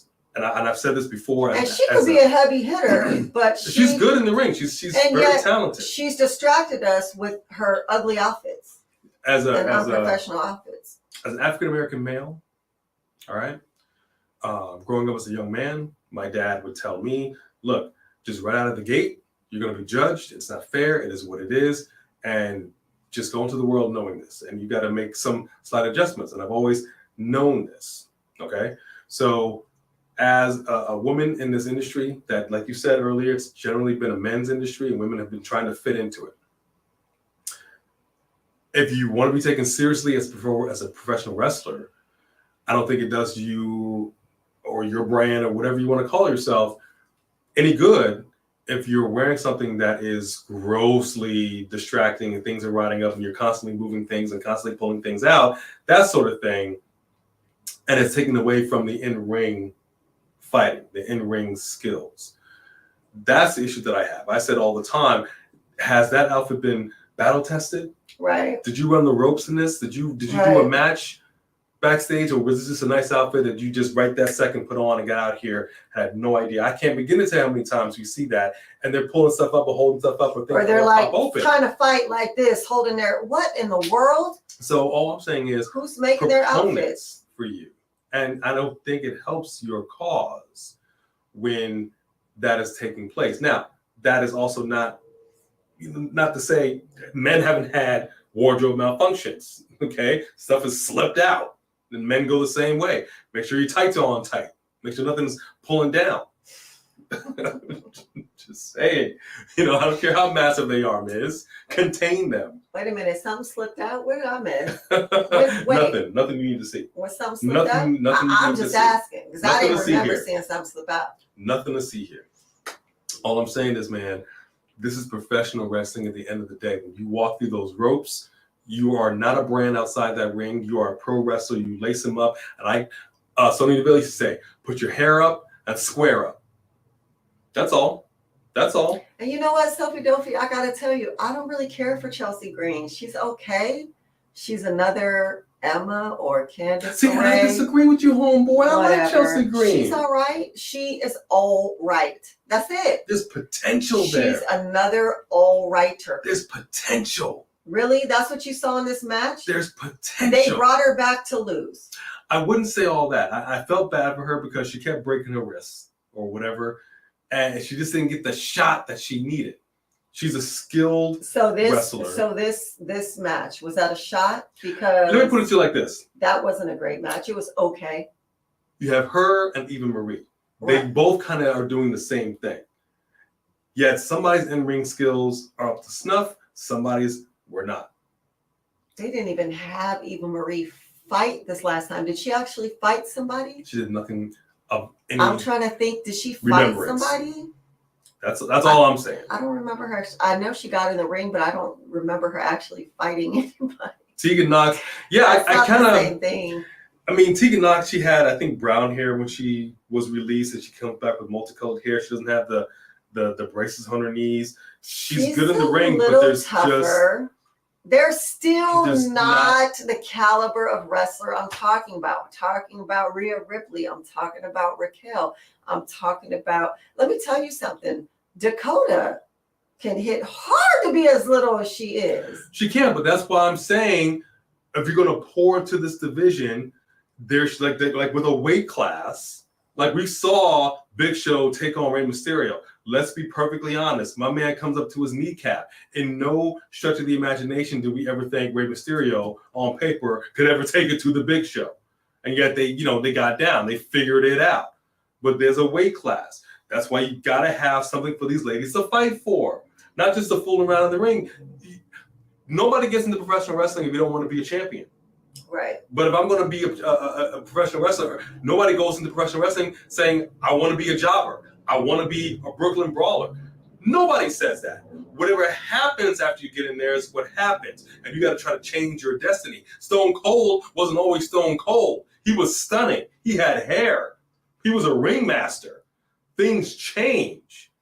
But you got to give these people something to fight for. Ringmaster. You know what? I'm sorry, back to the women. I still maintain that they need to put Liv and Alexa in a tag team. Why not? Because they have Alexa doing this whole whatever she's doing with the Uncle Howdy, and then you had Liv tease with the Uncle Howdy and the crazy, and they could still figure out how to bring these two together as well. And I think that would be great. But even that momentum was cooled off. She's gone again. Uncle Howdy, this thing the iron is hot. Why are you taking it off and just letting it kind of cool on the counter? This is what I'm saying. You are doing this wrong. Yeah. The smaller women should be fighting some of the smaller women. There should be a cruiserweight division of the women, a cruiserweight championship for the women. Mm-hmm. There should be, if you're going to take them seriously. I would love to see the Warrior Princess come back. I would love Tamina to get back in that shape. It's up to her to get back in that shape. And I understand you hit a certain age, you're a mom, you have stuff going on. It is hard to be in shape. But if it was my job to be in shape, I would be running on that treadmill every single morning. The same way that The Rock gets up and gets his butt in the gym, and Roman Reigns gets up and gets in the gym, and the Usos get up and get in the gym and work out every day because it's their job to be in shape. Tamina should be doing the same thing. She should be in the gym, hitting the cardio, hitting the ropes every single day, as if they're going to give her that shot, ready for the shot.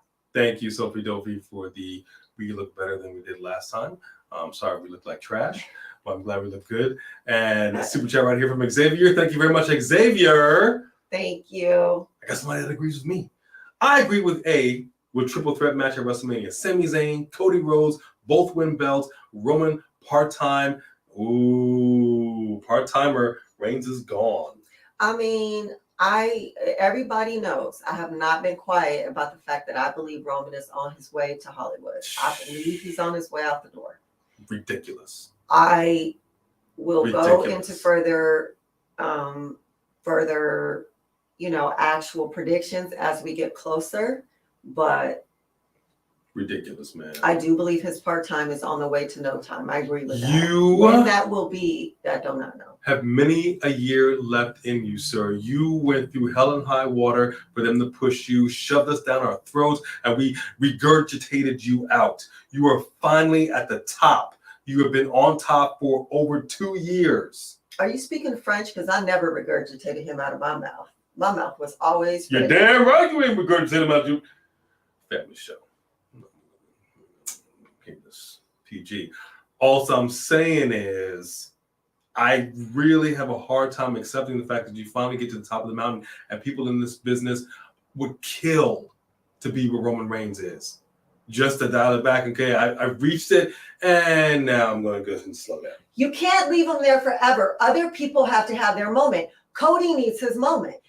He had his run. Why does it have to be forever? Let me tell you something, dude. When I was the WWF World Heavyweight Champion, brother, 4 consecutive years, man, and they put it on the Ultimate Warrior. And what happened?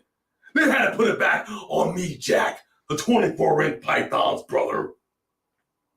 You, of all people, shouldn't be calling anybody brother. Hogan. Mr. Hogan. Oh, my gosh. I almost choked to death. All right, that was hilarious. Thank you, Xavier. I appreciate that very, very much. Black Adam was a real. See, it's divided. Black Adam wasn't so good. Sophie Dopey, and then we have Nation Domination. Was a good movie. I don't understand what was wrong with it. What is it that people don't like? It was on again today, and I don't see the problem. I'll tell you right now. This is off topic. We're going to get back on topic, and we're going to wrap it up because we are running a little long. That's what she said. I would think so. Yeah, I get it. We're so when they would do the flashbacks, everybody hear me out. Quick Black Adam break. When they would do the flashbacks to him, back in the day, wherever the heck he was, BC, whatever, with his son, they were speaking a different language. Okay? And then it gets to a point where he's now underneath this temple. How is it all of a sudden, this is one glaring oversight, he just spoke perfect English. Perfect English. You don't even know what English is. You've never heard English in your life. Because he became a god. How did you know what they were saying? Because he became a god. And I'm saying this is storytelling. What should have happened, if he is in fact like a god or whatever, magic and all that business, there should have been a moment where he was like when Superman does the X-ray vision. And it's like he should have see the numbers. He should have he doesn't understand what they're saying. There's a communication barrier. That's a very basic storytelling thing. That's one page of writing where you just looking at the people, you're trying to figure out, and through your magic ways, or you touch somebody, the girl that was there, and then you pick up the language. And then now you guys can understand. Didn't happen. That was one thing. No, that was a big thing. Because he's over here like, One Piece, back in the day, I was Black Atom Tefts, as you can see, and I am now the man in black, Black Adam. What? That's one thing. That's one flaw. It's a big thing. It might be a big flaw, but it's one flaw. But I'm saying that's just the right. So the movie wasn't perfect. I didn't say it was perfect. It doesn't have to be perfect. I didn't say I even hated it. I enjoyed it when I first watched it. I am just commenting on what I thought was a glaring oversight. I got you. That could have been a very easy I agree fix. With that. Yes. That's all I'm saying. Okay. Very easy fix. With that said, just a couple of more super chats here. Richie Bailey. Oh, Richie Bailey. How are you, hey, Richie Bailey? Bailey. Oh, man. Big super chat. We appreciate you so much. Was it me? Or was that beatdown of Natty by Ronda and Shayna yesterday on SmackDown really cringe? Cringe! In my opinion, one of the worst I've seen. The whole time I was yelling at Shayna to really put the boots to her. LOL, hate soft beatdowns. Thank you. It was so awful. It was so awful. It was the worst part of the entire night. It was awful. We were also yelling at the TV. We were so like we always say, we can see you. And Shayna Baszler does this thing where Ruby Soho does it too, where we watched it with Serena. She's just wrist, and you're like, it's you gotta stop. Look, it's so awful. This ain't the 60s. This ain't the 70s when there were territories and things weren't filmed. There was just crowds who couldn't really see, what was really going on. It looked good. It sounded good. No player. But also, it's Natalya who doesn't want anyone to hit her, and especially because her nose is brand new. Fair enough, but so is Ruby Soho's. But she's getting in there. She's taking the hits. She may not be hitting, but she's at least taking the hits. She has no choice but to take a hit. That's all I'm saying. Because people are going to hit you. If you want the division to be taken seriously, and I think it's just a combination of things overall. I don't think it's just one thing. I don't think it's just the women. I don't think it's just the brass. I don't think it's just the training. I think it's a combination of everything that has to change. If we're going to take the women's division as seriously as we should, as they want to be taken, right? Then things have to change from the rooter to the tutor, is what I'm saying. All around.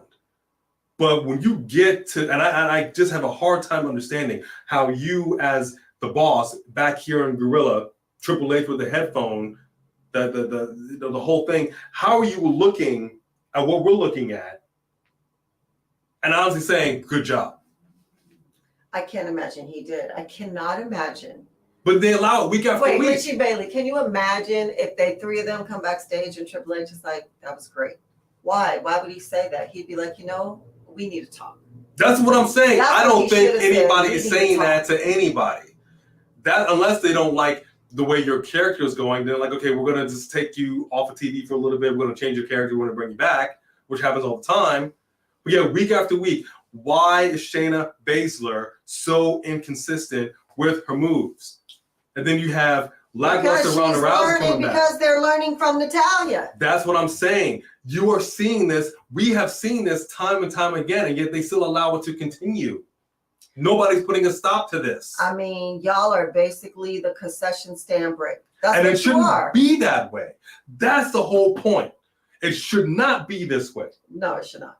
The women's division deserves better, but in order to be better, everything has to change.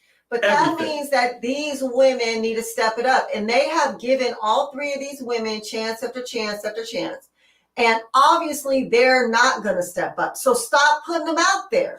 And that is why they keep putting the belt back on Charlotte Flair that everybody gets so upset about. But then who else is going to take that place? And Rhea Ripley, yes. She can carry the belt. We've seen it. We know it. We're going to wait. We're going to wait on our prediction on that. Yeah. Because there's confusion about what ultimately might come down, especially with the Elimination Chamber going, whoever wins that, going after Bianca Belair. Right. So we will get there. We will get there. Yeah, and I believe the reason that we haven't seen her is I think that maybe because she does have bad knees and because her knee did dislocate, maybe she's trying to heal up for Elimination Chamber, which is why she wasn't there and you had Beth beating up dudes, because that's what we saw Rhea do. So we really needed to be able to see another female who could do the same thing.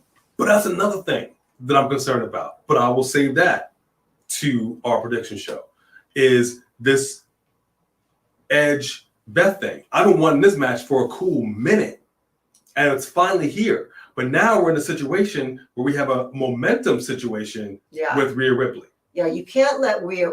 Yeah, that's a whole thing we got to get into for the prediction. You deserve some payback. No prediction show. But yeah, I'm not gonna. We're not gonna get into it. Yeah. Thank you, Say, for the congratulations on the 13th subscribers. You are a part of that. Thank you, Richie Bailey, of course. Thank you, guys. 3 Digglers for a super chat right here. We appreciate that. Best thing Baron Corbin ever did was when he gave Becky Lynch the end of days. Yeah, I mean, and we know that when men step up and do stuff like that, that it puts them over as an ultimate heel, and it really gets some kind of momentum, something moving. I mean, they've got to figure it out. They've really, really got to figure it out. And I wonder, because this was a big push that went wrong, and I don't really know what else I can't imagine. Well, that's kind of what I'm wondering, right? Like, it got to a point where I was more interested in seeing JBL than I was Baron Corbin. JBL is money all day. All day. My man doesn't even wrestle right now. And you just love to hate him. Yeah, no, he's excellent on the mic, and there's not a lot of people who are. I don't understand why they broke up him and Madcap Moss like they did. I don't. They always feel the need to break up people so quickly. There was nothing really wrong with that. But I'm wondering, was that the plan with JBL? It's like, we're gonna have you be with him for a little bit. Things aren't gonna go right. Then we're gonna just drop you. And is this going to lead to a maybe JBL having one more match? Or is this JBL's exit out? And then Baron's just kind of like, I wonder if they do a hard pivot at some point. Well, from what I understand, they said that JBL is not expected to be seen on TV anytime again. Okay, well, see, I don't know what the whole point then of him being the modern day wrestling god. Just for him to be like, you can't shine a turd. It just didn't work. And they were just done trying to sell it. That's a shame. But at the end of the day, I mean, maybe they could just teach Baron Corbin to play the harmonica and put him together with Elias.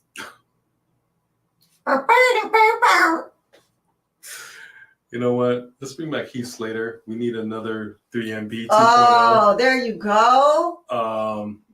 Drew is occupied. Jinder's occupied. Let's just get Heath That was Slater. One person I was really surprised they have never brought back. Yeah, actually, I'm kind of surprised too. I think he does have kids, baby. Wrestling Lane, aka how are you? Good to see you as well. Be read your mind, Isaiah.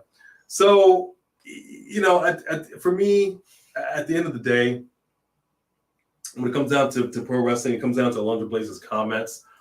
I see what she's saying. I hear where she's getting at. I can't say that I fully agree or fully disagree. I didn't really hear the, you know, if it were me, this is what I like. If I'm Alundra, like if it were me, this is what I would do to change the industry. Obviously, the industry's changed since she has been in it as a full-time competitor. So if this is how you feel about the current state of professional wrestling's women's division, what would you then, as a professional wrestling legend, Hall of Famer, do to change it? If you could. I mean, and here's the thing. I feel like AEW pushes their women a little bit more. They kind of did slow down a little bit for a while. But I mean, Jade Cargill with the championship and with the baddies, right? And then you have Britt Baker and Hayter. And even when Baker doesn't have a belt, she don't even need a belt to have that huge, larger-than-life personality. And her and Hayter have, what's her name? So that, you know, they always have the three of them. And then, you know, we know that her and Adam Cole are an item. I think they had them in the ring together at one point, but I don't know why they haven't tried to give them, now that he's back, a run at the intergender titles, because everybody would want to see that all day. But, you know, Bunny, who just went out on injury, yeah.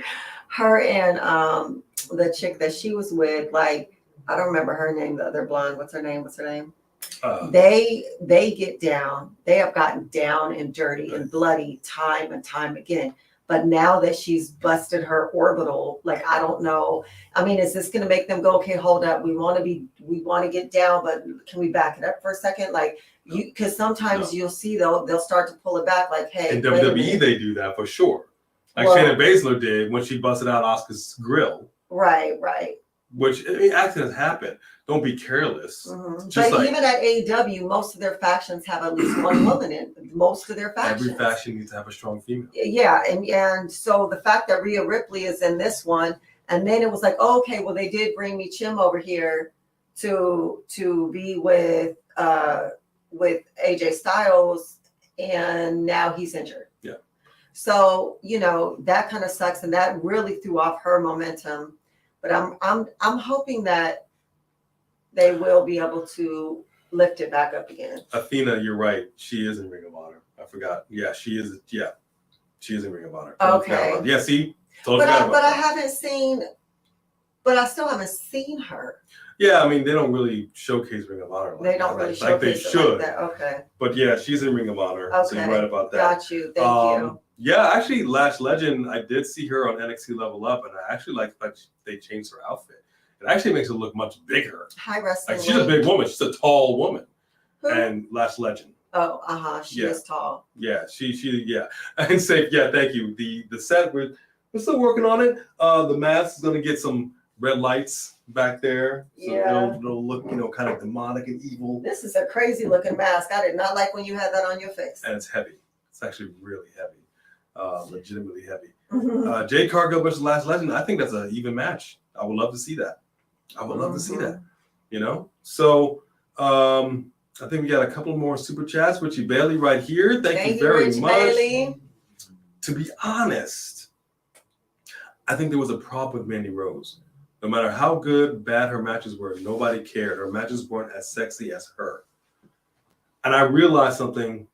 Oh, I told her this the other day. I cared. I did not. She was so awful in the beginning that I was so mad they were putting the championship on her but then again, now they just gave it to a rookie, and even though she beat two people in her last match, I don't love the belt on her either. When she wrestled the pay-per-view match where she was wearing this white leotard outfit, and I want to say it, camel toeing up a storm, like I remember looking at her going, what's going on? Does anybody else see this? I realize now, because of her fan time thing, that she was doing this on purpose. Right.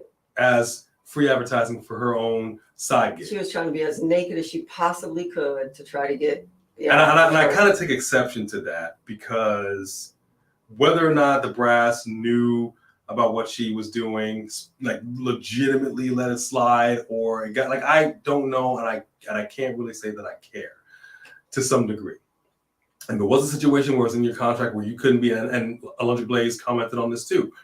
If it was in her contract, no nudes, no stuff like that, you got to respect it. And if she breached that contract, it's a company thing. The company can suspend you, the company can fire you. It's up to what the company wants to do. And clearly it went the firing route.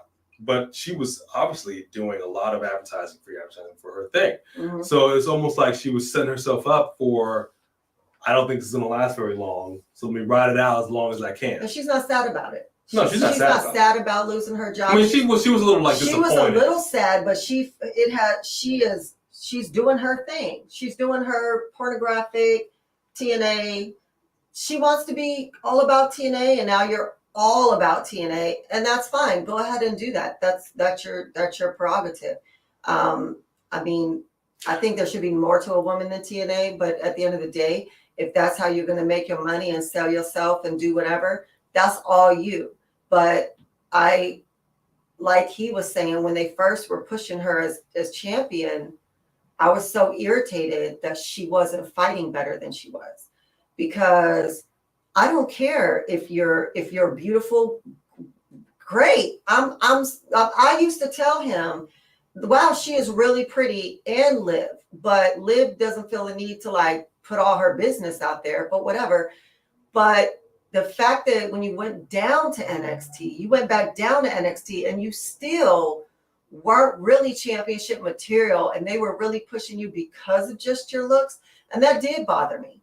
But she did better than she did on the main roster. Well, she stepped it up eventually. Yeah. Eventually, she did step it up. But when they first gave her that title, she didn't even deserve it. But the issue that I had with it is your actions now put other characters in jeopardy, other professional wrestlers in jeopardy. You were a faction as Toxic Attraction. And because now you decided to do this and you were fired, at least they gave you a swan song to go out with some dignity before they canned you. But the actions, especially if you're like a tag team partner, which we saw in NXT as well, your actions will now leave your partner in the dust. Right. All of a sudden, like you just got injured, you can accept that. But if you did something that you weren't really supposed to do, that kind of sucks. And so as a professional wrestling fan, I was a little irritated at that. Do you live your life, whatever, no issue with that. But again, if you're under contract with the company, just like I had to do, some termination a couple of weeks ago because you were not holding up your end of the bargain as part of your contract here. What am I supposed to do? What am I supposed to do? I gave you chances and you still. So I'm like, it is what it is. But you know what's interesting when you say that, because Triple H was saying that basically with DX, they were fine. They could have kept going, but they needed a heel. They needed and Triple H decided he wanted to be that heel. And so Triple H single-handedly decided he was going to break up DX so he could elevate himself as a heel. But everybody else floundered and ultimately lost their jobs. And half of them were suicidal, and China ended up ODing. Yeah. It does suck when you're in an industry where you can help lift each other up, but then you get to a point where you only care about yourself. And even though you could take others with you, if you can do it by yourself, forget you. This is my show. Good luck on the unemployment line. I just feel like that greed is not attractive of us as human beings. In pro wrestling, everybody, the one thing that I've always said is the number one thing is respect. Respect the business, respect your pro wrestler. The problem is, the other thing about the business is don't take my spot. Everybody wants to make sure that their spot is not taken by the next person, by the next young B that's coming up, or whatever the case may be. But it's your job to want to take that spot as the young person. And it's good to be able to, like Shawn Michaels, one of the most egotistical, selfish jackasses ever. Self-admitted. He was. That's what I said, was. Yes. And now he's somebody that is paying it back, giving it back. God-fearing man. To these young people. Mm-hmm. This Shawn Michaels and the Shawn Michaels back in the day, if they had a conversation, I don't know what that would look like. Right. You know, I got you. So it is what it is. Reggie Wolfpack, good to see you. How are you, buddy? And yeah, see, people are feeling Chelsea Green. They may not like the direction of her character. But Chelsea Green. I don't dislike her. I don't dislike her. I didn't see anything to write home about in this match. You're back. You have a match. It's the first match in a long time. It should have been a good match, and it was okay. I didn't think it was great. Was it great? Did I miss something? Did you think it was great? It wasn't great. She do anything great? That's all. I'm saying that every time you're on TV and you're getting a shot, especially if you haven't got one in a while, I want to see something that makes me go, oh man, I need to watch out for her. She's underrated. She should show me that she's underrated. Y'all shouldn't have to tell me that she's underrated. That's what I'm saying. Zay, I'm fine if Roman wants to showcase other aspects of his personality. We've been on this tribal chief, bloodline train for a while now. He could showcase all his assets. I swear for Lord. It's all right. I'm gonna let it slide. And Jody Bennett, man. I watched The Last of Us. She cannot because of what it is. We have what is it? I can't think of the term. The fear of trichophobia. Trichophobia. Yeah. We both have that. It's bumps. I can't do the. What are weird shapes and holes and oddities, fungus growing out. It's a problem. It's a lot worse than myself, and I'm trying to get over it by watching the show. But the show is actually really good. Okay. So, man, can I let me address your thing about Karrion Kross and Scarlett. If y'all are fans of ours and you watched Karrion Kross and Scarlett's return, you know I'm a fan, right? I'm a fan. Karrion Kross came out talking big, coming after Drew and challenging Roman. And then he couldn't beat Drew one time without the assistance of Scarlett getting dirty, which was a total disservice to his character. He has not looked as strong here as he did in NXT.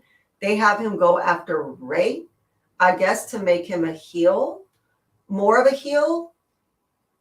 But when they put Scarlett in the ring, again, did not do a service to the women's division. She was not ready. Scarlett had said that the main reason she didn't want to come up to NXT from NXT was because she wasn't ready to get in the ring. Personally, it's been a while. You've been back for a while. You should be practicing your butt off. And maybe you have been. And if you have been, and that was still what happened, then maybe you're not a wrestler. Which is fine. You just should ballet. Which is That's fine. Okay.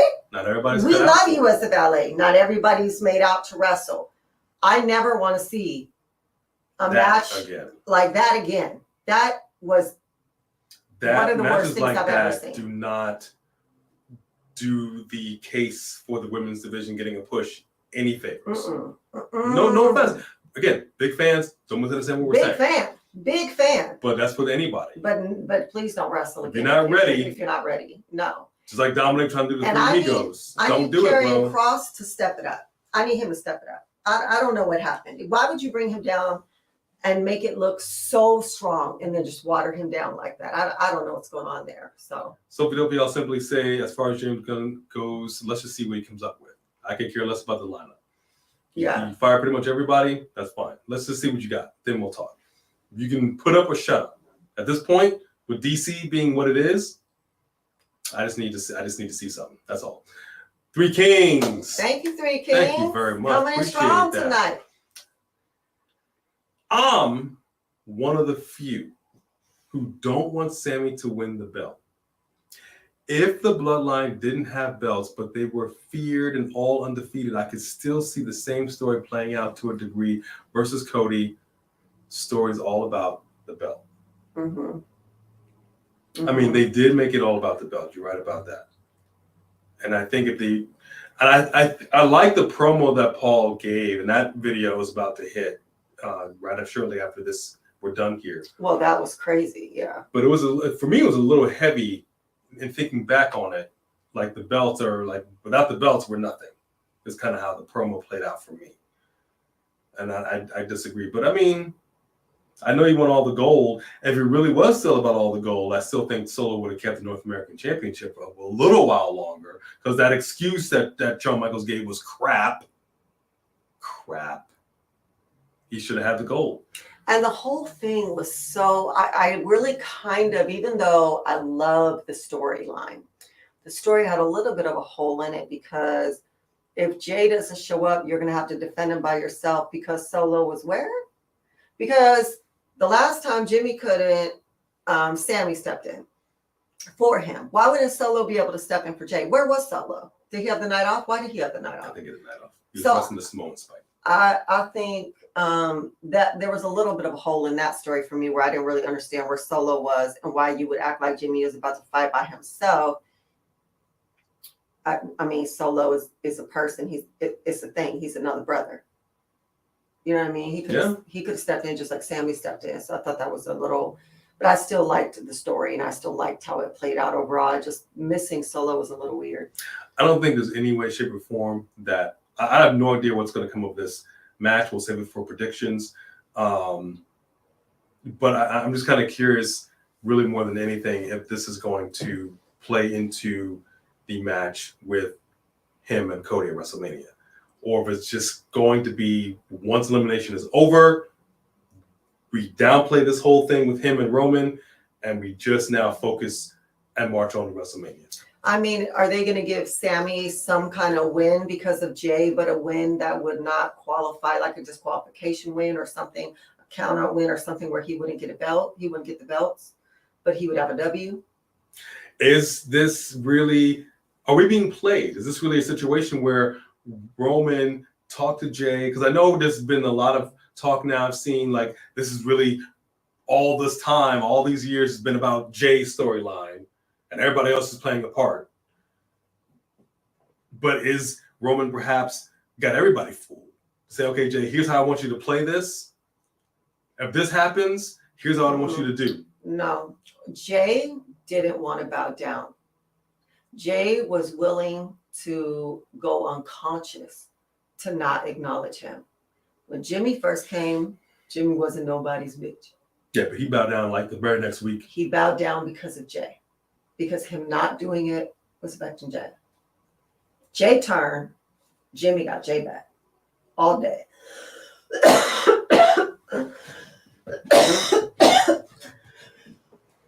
What you're basically trying to say is, I call for her. What she?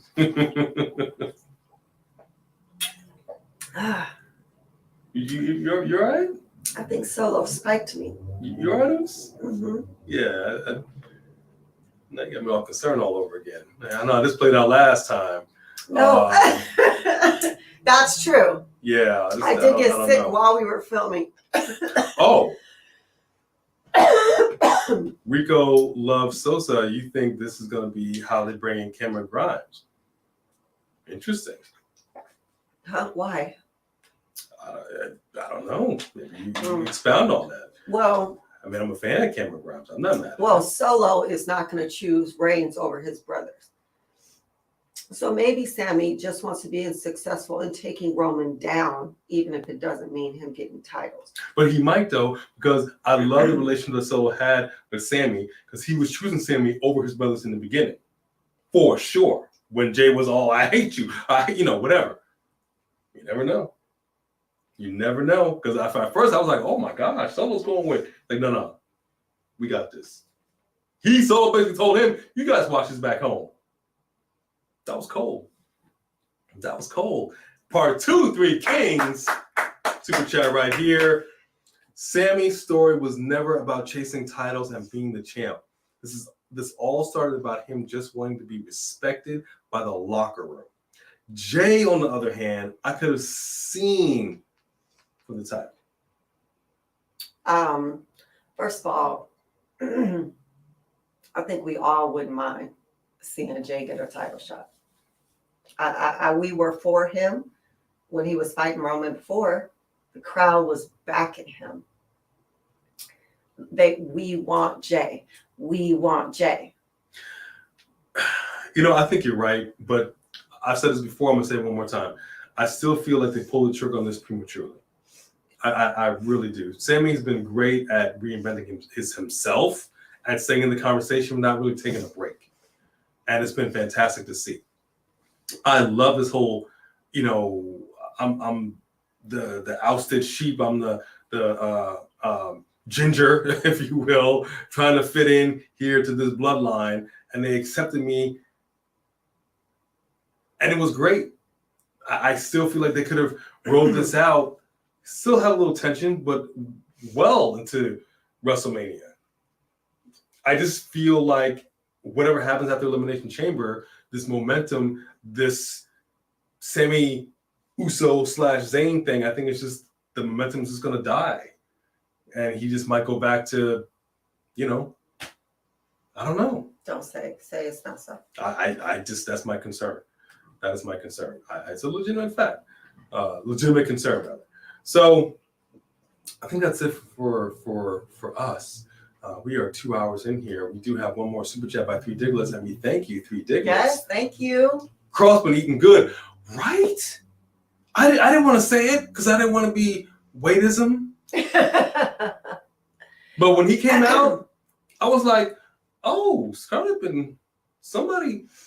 They've been hooking up the meals because when he first came back, he was a little more cut, Then he took off the thing, and I was all like, Is it this? Was it Body by Steak? All that time in catering. Was it Body by Steak? Because yeah, I mean, but it's healthy. He's healthy, which is cool. I know it still works out. Again, I don't want to be weightism. But good point, 3 Diglets. So check it out, people. Real quick before we get out of here, we did a poll, as I'm sure many of you saw. We have now been able to watch Monday Night Raw live when it airs on Eastern Standard Time. So we are going to, for the first time, we're going to try this out. And we're going to see how it goes because we want to do more lives with everybody. This Monday, and we're going to put it out, the last half hour, this is going to be a special thing that we're going to do for you guys. The last half hour of Monday Night Raw will be a live watch-along, followed by a review of that show. Yeah. So if you're in, to put your ones up, son, and come back. Come back here. We will also sprinkle in a little bit of Smackdown. It's a little tougher logistically because we still both work full time. Like she said many a time, it's a little tougher for us to get back. It's a little easier for us to do it for Raw because it is 3 hours. SmackDown's a little different, even NXT, but we will try to incorporate that. Yeah, we're just testing out Raw. Testing it out. And we do have our live prediction show for the Elimination Chamber, and of course, the live watch along for Elimination Chamber. So you're going to get a lot of us this week. A lot of us. So don't I just get want sick y'all to of know. us. Please don't. We don't want to see the subscribership And if go you down. do, we understand. No, we don't. No, What you mean? Y'all could take a break. Even I need a break from us sometimes. Put up the ones, son. Look at this. Yeah. The people care. The people care. Mm-hmm. I always think you don't, but you do. And we got one last super chat right here by Richie Bailey. Think Sami loses to Roman at Elimination Chamber. Somehow Jay cost him. They beat down Sami after the match. Kevin returns to save Sami, and they build to the Usos versus Sami and Kevin at Mania. Just one option. And that's not a bad option. Yeah, and originally I was also saying that I was thinking that somehow that maybe Sami and Kevin were going to end up taking the titles, but I think with Sami saying, I acknowledge you, Jay, I think Sami is trying to get behind Jay and get Jay to choose him over Roman. And so I don't know, Jay is not going to beat down Sami. So I don't know that Jimmy will stay on Roman's side without Jay either. I really don't. So I'm feeling like I'm not sure. Like that was originally kind of my thought process too, but now I'm not so sure. I think that the bloodline is going to implode and Roman is going to be like, do this.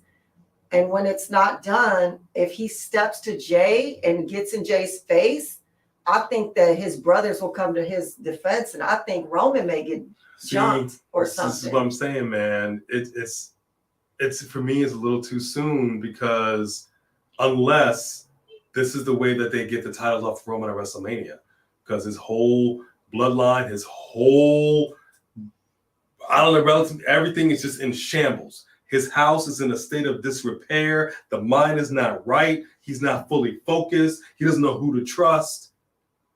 Mm-hmm. That could be a way that things go south for him in Mania. Right. I don't know. Yeah. Maybe. Now that I'm thinking about it. Yeah, but that, yeah.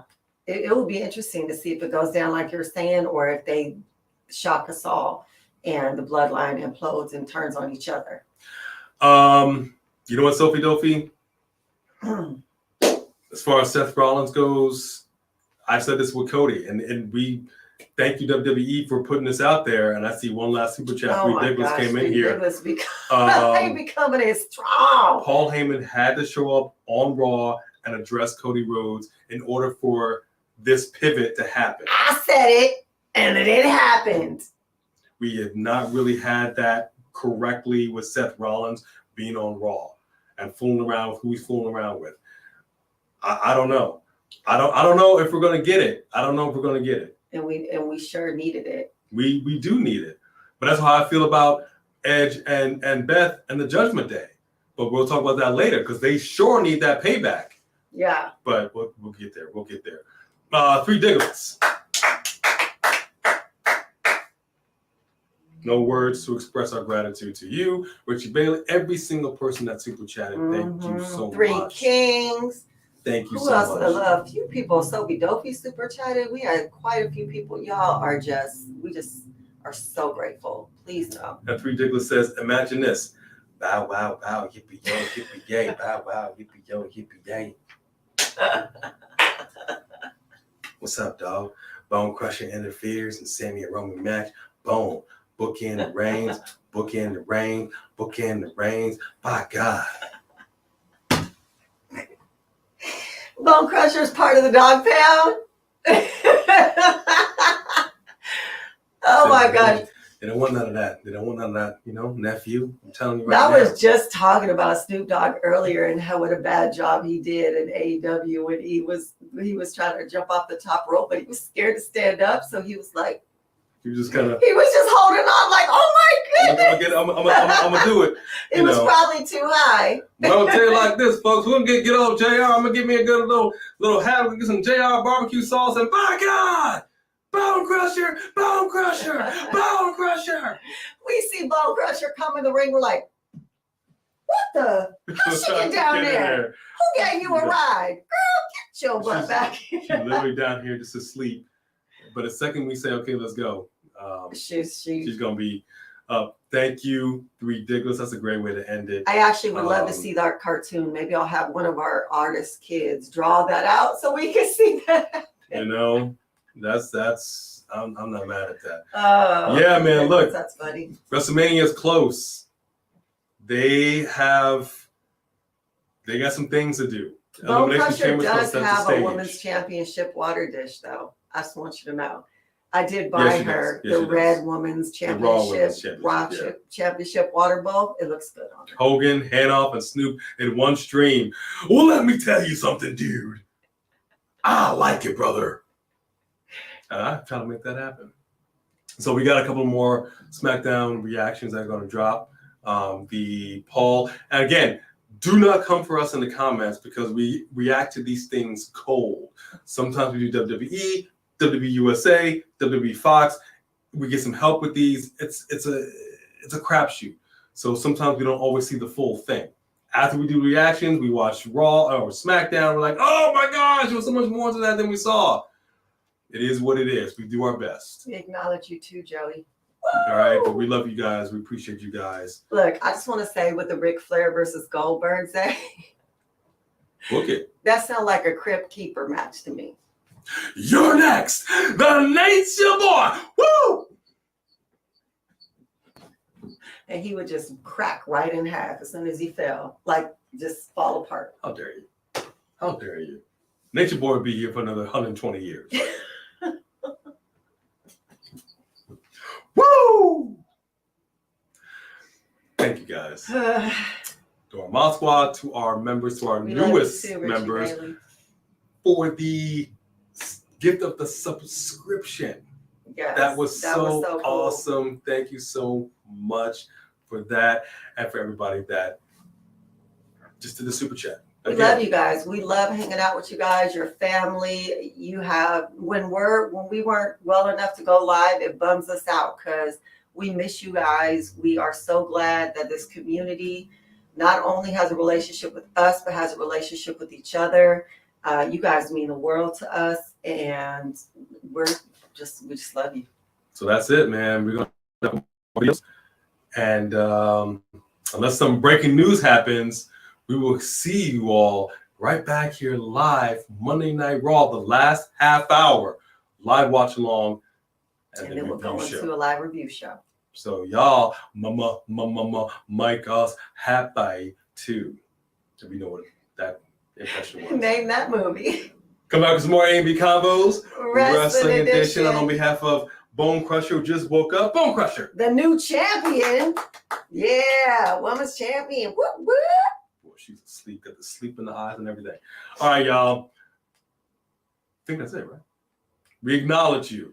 Happy birthday to Jedi Knight 88. Happy birthday, Jedi. Woo! We are out of here. Good night.